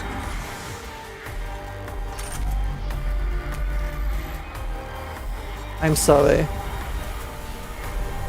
Not really, but you know. C-nodes contained. I think that was less C-node contained and more C-nodes completely annihilated. Oh gosh. You know, if that Agrilec was actually paying attention to how powerful we've become, he would have been shaking in his boots. He'd be like, you know, in all the wars in heaven, all the crazy stuff that happened there with, you know, the gods and the destructions of stars and entire parts of the galaxy disappearing, this squad is extremely terrifying. They're just 4 people. What are they doing to us? The deceased Xenos have been dispatched and Ascatari put to rest. I must approve a seal with which you pursue the destruction of these Necrons, Major Scaphalamonia. He who prosecutes the alien with seal is the ally of all mankind. I have no love for the alien Fedex. The cult Mechanicus makes it very clear that the stars belong to humankind. Relentlessly pursuing the destruction of the Necrons may not be the correct strategy, however. We still do not know what we are dealing with on Silverton Bellis. We should not enter into a battle we cannot win. I'm not sure if there is such thing at the moment. There may be a way to make this a battle we cannot lose. Prepare to elaborate, Lector Dogmatis. In time, Majors, in time. Oh, he wants to exterminate us for planet. As the Necron Destroyer Lord, I know this is rich coming from me, but your power levels are too high. Yeah, he didn't survive 2 turns of being shot by Anthony. And for first turn we shot him, Anthony was like half power. Like, this isn't even my final form. More like, this is like me when I'm holding back in my first form. UFEs had like 4 forms, and it's his first form where he was like super holding back his own power. Yeah, that's what's happening with Anthony when he first attacked him. Break 6 energy armor's fine. Okay. Ooh! New enemy to kill, Lord Ubajao. Cognitive canister. That's cool. Heavy arc rifle. And max cognition increase. Oh, he has another mission along this line. Oh, it's this one, I think. Oh, but it's even better curator claw. Corvus Strike Team Shaggy goes with her only using 5% of her power. It's true. It's true. Okay, Anthony, Rusty Anthony, Dr. Smilex, what did we want to do? Oh yeah, Dr. Smilex, you want the new Kuro Tokyo. Not that one, it's this one, here we go. And maybe let's remove a Gauss Gamma pistol. Or should we upgrade him again?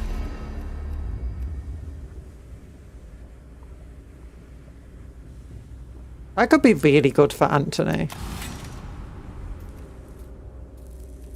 Okay, what does your current clothing items do? +2 max HP, +1 armor. Not necessarily useful since you mostly spend your time hiding. +3 max HP, +1 armor. I get energy. Add 1 physical armor, +2 HP. So movement could be very nice. Let's give him some movement.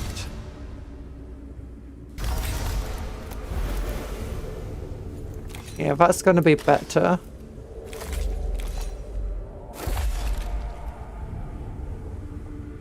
And then we can replace this and give it to...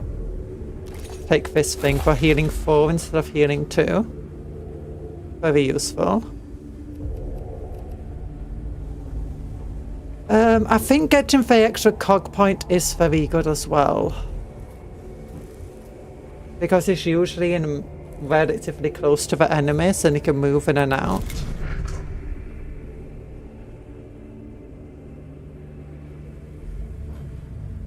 Joe Mama could also do with a better Cure Claw.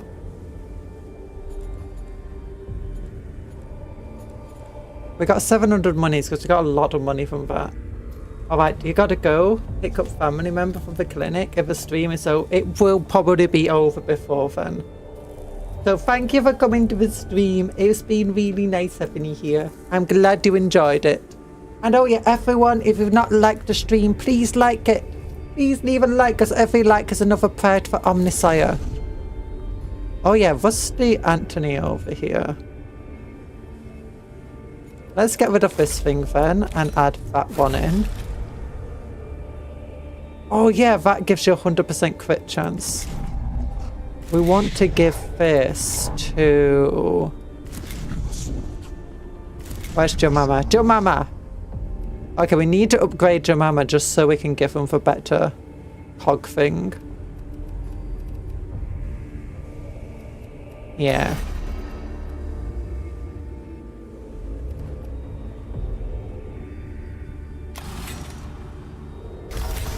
Okay, let's take that and put this there because 100% max things is very nice. Okay, then I think French Puff would work very well with that too. Because the imagine the eradication rate being able to critical in every single attack when it's used for the first time. That would be amazing. I don't really have a thing that I'd want to get rid of for it. And we can't afford to upgrade him. We're 21 short. Wait, we're 18 short. Get rid of a skull. No. All of these are very good, especially that dodge chance. Yeah, all of these are just too good to get rid of. Every like helps homeless cupcakes get a new nice home. Yay! Every like is another argument for Quisitor Muffin. You'd have no idea how many arguments he has. 24. Plasma colour for Ryan. Wait, is that going to be useful? Fires a straight line passing through all targets 5 to 7 damage and it destroys energy armor. Oh yeah, that's what we were thinking about giving to Anthony instead of this one. Both of them use up 2. The plasma covine only uses 3 damage though. He only uses 3 cog points compared to 4, but it is significantly less damage. But it reduces energy armor each time it hits. And Anthony's just all energy damage. So you know what? Let's go with the Plasma Cavalier. Because it's cheaper. Anthony can't gain cog points on his turn. And if you use your thing to reduce its cost, it reduces it down to 1. Yeah, that sounds like a good give. And it does also pass through all enemies. I imagine damages armor.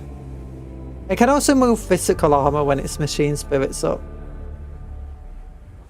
That's a lot of arguments. Yuck. But it can be more with your help. Okay, so we got upgrades. We got upgrades, people. Oh my goodness.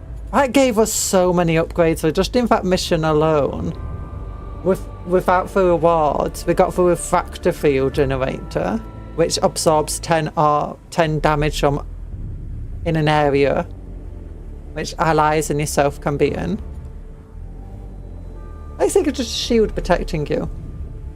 Then we got the thing that gives us 100% on a critical attack. That's just great. We need to definitely upgrade French Puff though for it.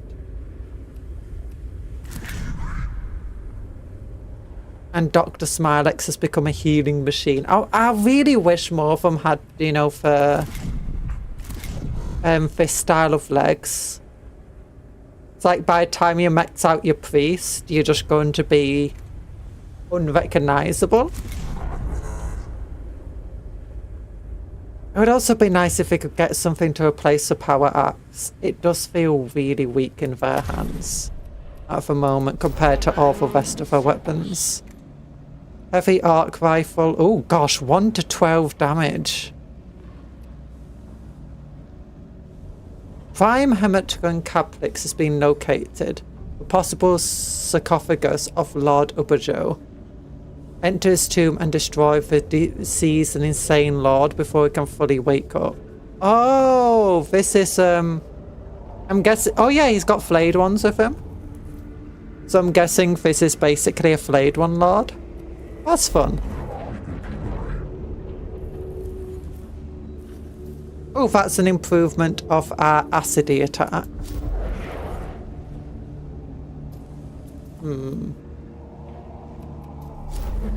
This is a better scanner, which is useful. I don't know what the Spectre Skitarii Rangers are like. Volkite Blasters, not bad at all, but not great. Noise Reducer. Okay, it's fine. Omnispec, 75% chance to miss you is really nice. This is what we really want.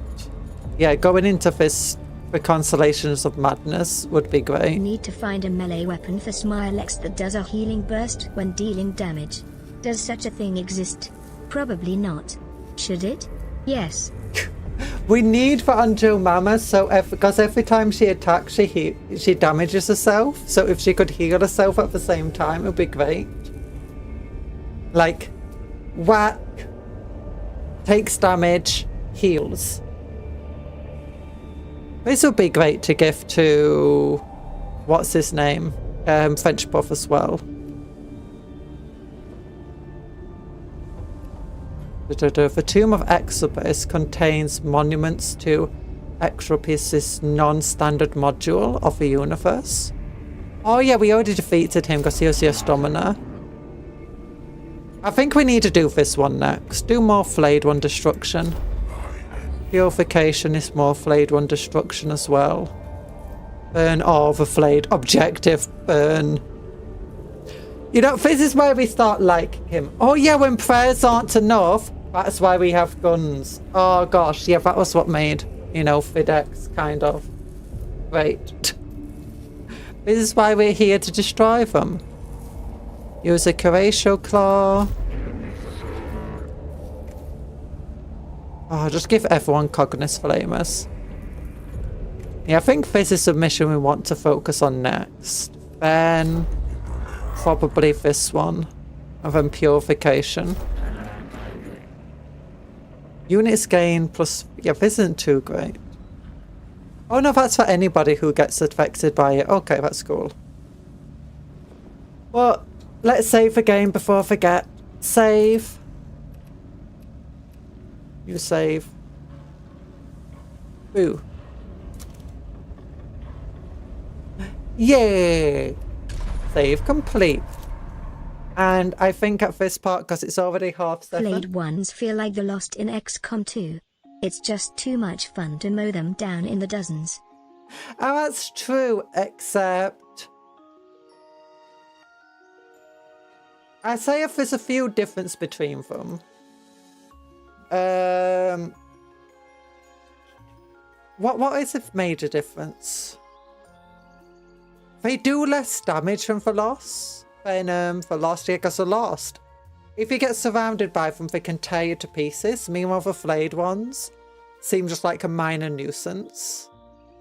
The third thing is that the levels are actually all about the flayed ones, like where you fight for flayed ones. Where for Lost, it just seems most of the ones that we played at least just seem to be like more of a backdrop setting to the main mission.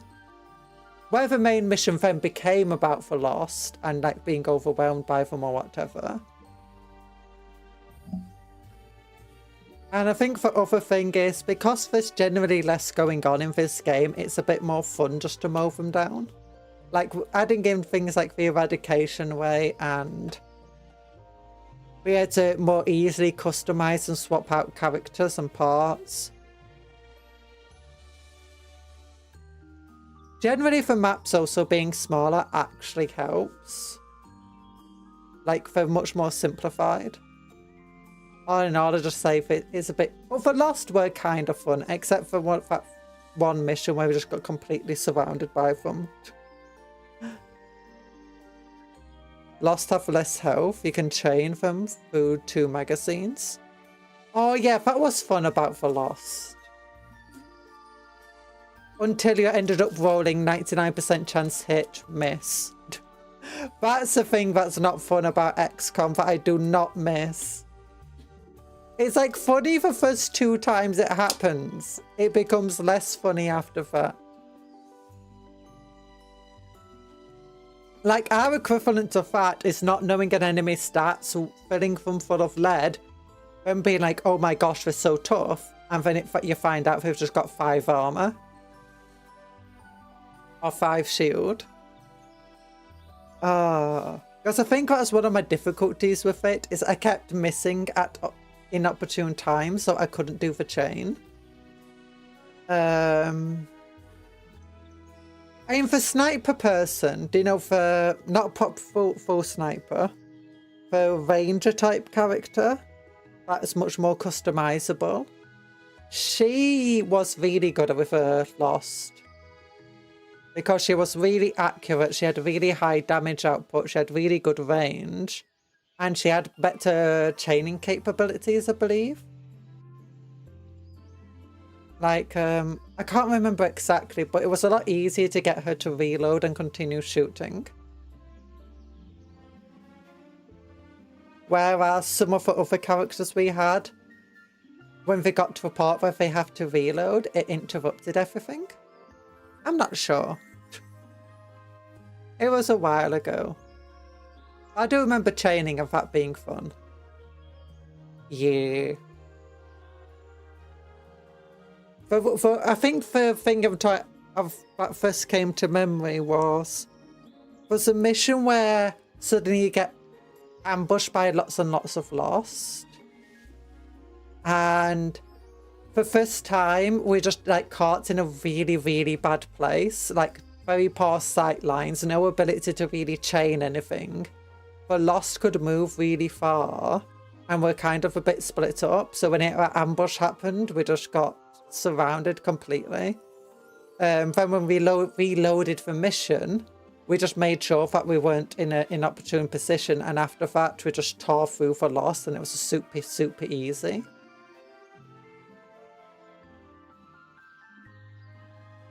We never got her to the point that she could drop back into stealth or basically never break stealth. Yeah, we didn't. But XCOM is a lot grindier than this game. Like, this game, I feel like I can just go into stream and do nothing off stream. In fact, I feel bad if I did anything off stream because basically we're missing very fun content.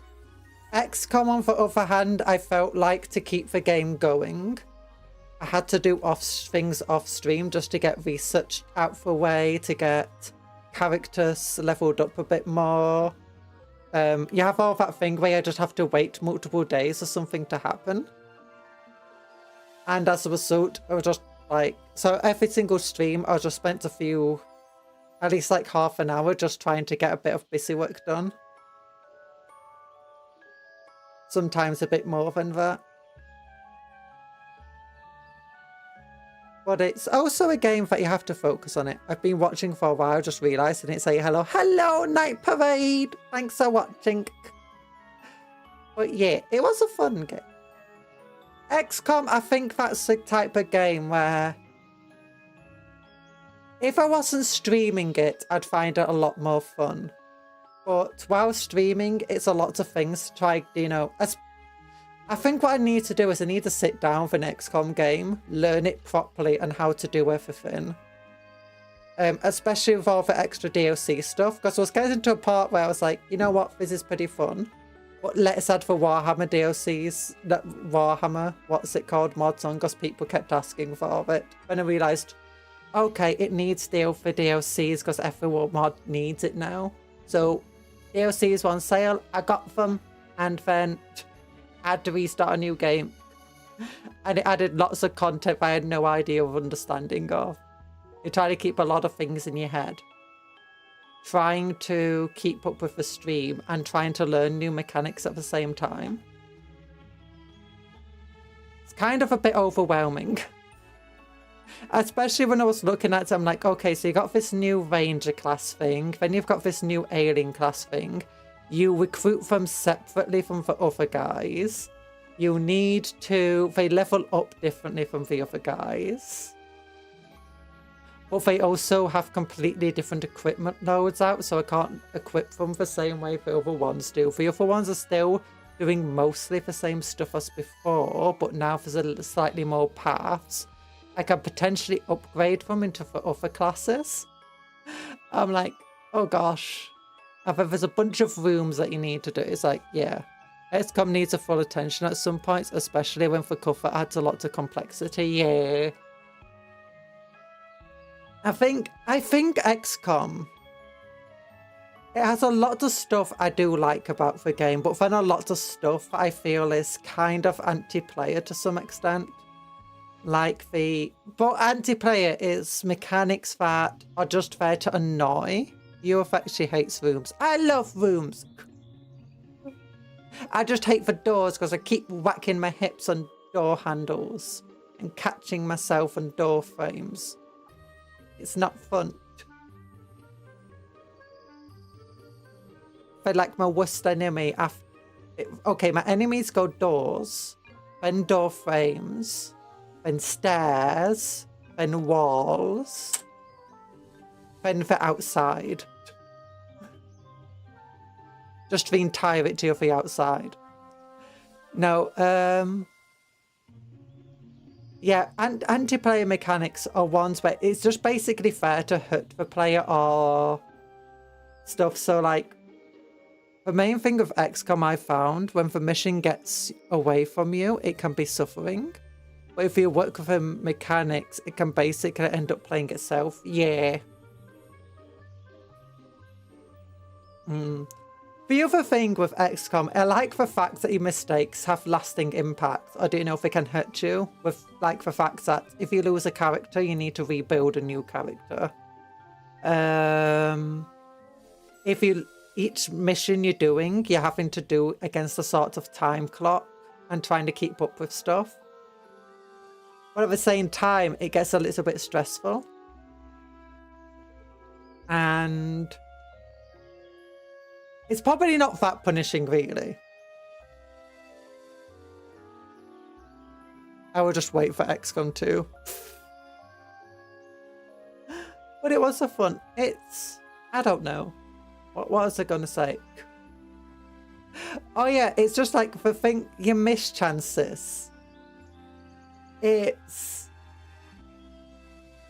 Because one of the things that makes it an anti-player mechanic is, sure, you've got a chance of your 5% chance to hit being a hit, rather than missing. Well, the thing is if you've got a 5% chance to hit, you're probably not taking that shot. You're probably going to do something else. So you don't benefit from the fact that you've got a small chance of hitting, but you could still hit. Instead, you're just punished by the fact that you've got a large chance of hitting, but you could still miss. So I feel like it is a better mechanic in general just to not do that. Or if your chances are... your variety of chances is generally much smaller. So that means that even at the minimum chance, it's still worth trying to take that shot. In for Warhammer, nobody misses. Even if it looks like they are missing, it's because... yeah, that's the other thing. It's like, because of the animations, it looks like you can hit. Or looks like you hit, but you didn't hit. I think there's just extra random chance, like you might accidentally destroy terrain or something nearby. It's like... but there's just a lot of random chance in XCOM 2. It's why I like Mechanicus. Maybe Mechanicus is a bit too simplified, but it's still... Mechanicus also has the added thing of its stories kind of fun to go through. And it's got really fun characters. And the customization is just... it's got a lot more freedom, and I enjoy that. The Grey Knights game was more like XCOM in a lot of ways. I don't enjoy it as much as Mechanicus. You know, Demon Hunters. Chaos Gate Demon Hunters. But that one was fun as well. I feel like that one was closer to XCOM and closer to how I'd want to play. Necromunda Underhive. Was it called Underhive, or was it the other one? I think it was the Underhive one. Yeah, that one was way worse than XCOM. It was an XCOM knockoff, but... it had some good ideas, but very poor execution, especially a lot of its missions just felt really lacking and not very fun. It's like, yeah, also the fact that your maps are so small and every character has just so much movement. Especially enemy characters who can just run across the entire map and then just whack you. The early levels were fun and well designed, but as soon as you got past those first couple of levels, it didn't feel as fun. And the fact that you could lose characters who never show up again, but would continue appearing in cutscenes, was just really weird. Like, they wouldn't show up. It was just much better. XCOM was just a lot better. Oh gosh, Necromunda was awful, yeah. I had a lot of fun stuff going on. It's like, if I was playing the game by myself, again, if I wasn't streaming, and if I didn't have to worry about streaming, I could just sit down and play the game, and not have any other games going on. It would be a game I think is still worthwhile playing through, just for all the cinematics and stuff. Or at least, to a point where we got to, it still felt worthwhile. But it lost a lot of its fun. Space Marine, Gears of War, Total War, Thrones of Batonia. Every Warhammer game is a knockoff of another game. Thrones of Batonia. Fire Warrior, Fire some Albania site. Fire Warrior is, I think, inspired by Doom and other shooters from that generation. If imitation is the sincerest form of flattery, what the heck does that make Necromunda to XCOM? Yeah. Mechanicus, I feel, is better because it doesn't really feel like XCOM, if I'm entirely honest. It's got similar mechanics, but it's not really an XCOM thing. I like how the fact that we call things like XCOM knockoffs, but XCOM itself isn't the originator of these mechanics. Because I thought XCOM was really old when I found out it's not that old, and some of the games that I've played that are similar to XCOM are much older. Because was a mech game I played ages ago. I didn't play it a lot because it wasn't a great game, but it was a fun game. But main thing is I just aged. And it was old by the time I played it, but I played it before XCOM came out. In fact, it was a very similar sort of game of having a grid system. You move your mechs to different zones. You can like jetpack your mech on top of an area. You have chances of hits, chances of missing. And it had a similar sort of research thing, you know, and map and stuff. I can't remember what it was called though. Front Mission. But one has mechs. It might be Front Mission. I don't know if I played it on Steam because I got Steam quite late.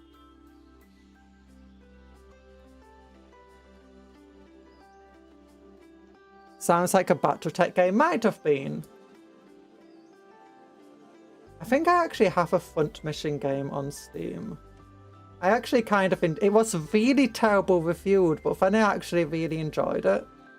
And I was mainly wanting to play that mech game again, but I couldn't find it. I was like, this looks similar enough. Yeah, I had Front Mission Evolved. I don't think that was similar to that type of game though, no, because that game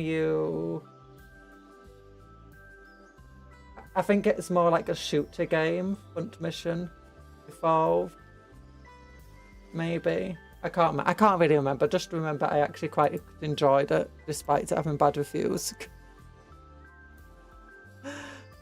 It might have been a Battletech game. It was kind of old and kind of pixely. It reminded me a bit of Command & Conquer, and that's why I went for it. But then when I played it, it wasn't like Command & Conquer. But it was a little bit, but I think it was a bit more like maybe a mix between XCOM and Command & Conquer in a way.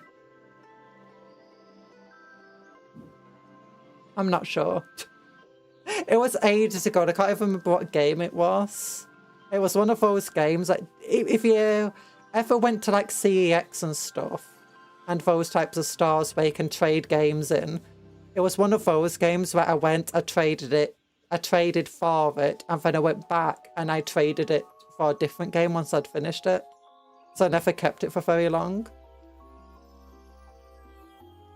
I was like, I wish I did. I wish I did, but there's a bunch of games like that. It's Spider-Man. The original like Spider-Man 2 for the PlayStation. PlayStation 2. That was a great game. I kind of wish I never got rid of that game. But I did. I probably traded it for that game. I don't know. For one with a pizza theme. I don't think there was a pizza theme. Oh wait, in Spider-Man 2 there was definitely pizza you had to deliver and stuff. XCOM franchise dates back. I thought it was earlier, like XCOM, the game before XCOM 2 was. Whatever. Oh, I never knew it had earlier games than that one. Oh. Okay, you learned something new. I thought it was a lot newer game than I expected. Oh gosh, because I did Google. Let me look up XCOM. XCOM. The original version.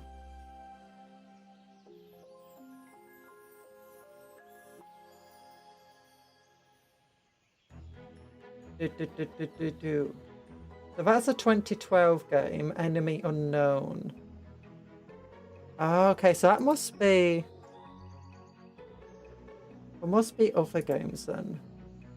Okay, Wikipedia show me the like earliest XCOM games. I thought Enemy Unknown was like the first one.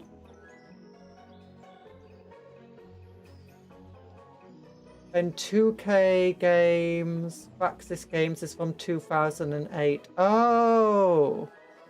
I thought it was like made and developed by Praxis Games, but no, it's had a lot of different owners.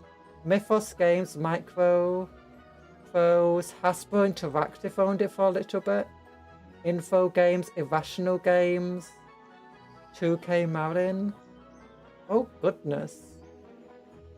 Okay, yeah, maybe it is the originator of it then. UFO Enemy Unknown was the first game of XCOM, and it wasn't called XCOM back then. XCOM UFO Defense. The first one was 1995, XCOM Terror from the Deep.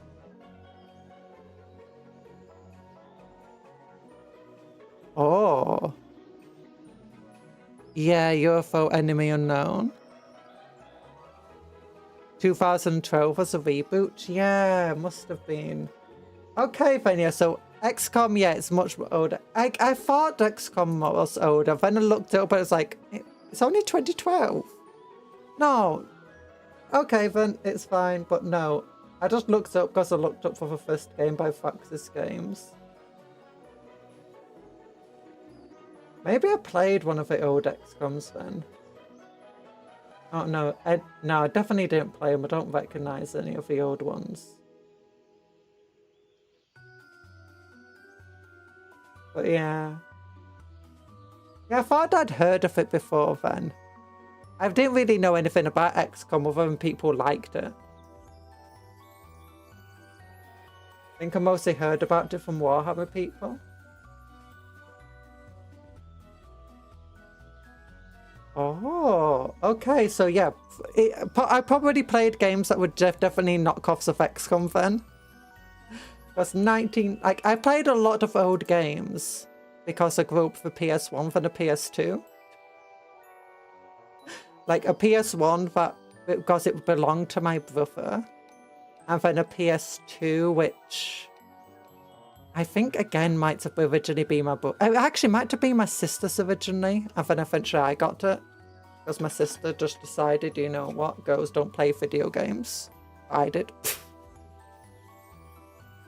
You wanna what? Talk about brutal. Stepping off a shuttle in UFO was the most terrifying experience, as she could be coming out into an ambush. Oh gosh, that's not good. XCOM is just a brutal game series then, I guess. You play it for the brutality. Like, as in brutality as in like how much it punishes you. Oh gosh. I know I've definitely made games, like modded them into more brutal, like significantly more brutal games. Like, I've done that a few times with Warhammer Total War. But oh, I don't think there's many games I've played it and been happy with just like being absolutely brutalized by the game. Straight off the bat. I mean, generally I want to get a hang of the mechanics and how to play before it starts being just unfair to me. Oh, okay, yeah, so any games I played were probably just knockoffs of the original XCOM.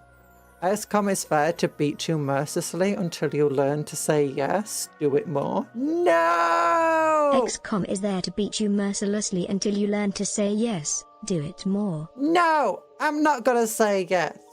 I'm gonna say no. No, I want to be like Mechanicus, where I can get super powered and then just the enemy destroyer lord just gets eradicated. Where I can style on my enemies by beating them in melee with a guy who definitely shouldn't be in melee. Oh, there's no safe word here. No! Oh, can you even get destroyer lords anymore that have melee attacks? Like, I know you can get a destroyer lord, but I feel like you can only get the shooty variety. Oh no, they don't have a destroyer lord model anymore. They got rid of it, that's it, but they still have a stat line for them. Most people use the big heavy destroyer to represent the destroyer lord, but they usually cut off its arms or like replace its body with the top half of another Necron model. Necrons definitely need to get an update. Although I'm sad that the Dark Elder lost access to grotesques. I was kind of thinking about getting the new Dark Elder Combat Patrol because I was like, you know what, when I was a kid, I was like, should I make a homunculus army filled with grotesques and Raxor stuff? And I did kind of start that. Or should I get a Cabalite warrior army? And I decided in the end to go for the Cabalite warrior honourable army. Like, honourable for Dark Elder, because it's full of incubi and just Cabalite warriors, and that's it. And raiders, and planes, and ravagers. I had 2 Void Raven bombers. They were not fun for enemies to go against. Oh. But anyway, I've been going on a bit too... Oh gosh, I've been yapping for another 20 minutes. So thank you for coming to the stream. I hope to have a good rest of your day. I hope you have a good rest of your day, and I hope the rest of my day is good too. Remember to eat good food, sleep well, take care of yourself, be kind to others, and vice versa. Work hard, play harder. That's the one I wanted to say. And also dream of cupcakes, but don't eat cupcakes because they're friends, not food, you bad peoples. Bye bye everyone. Love you all. Wee! Ah!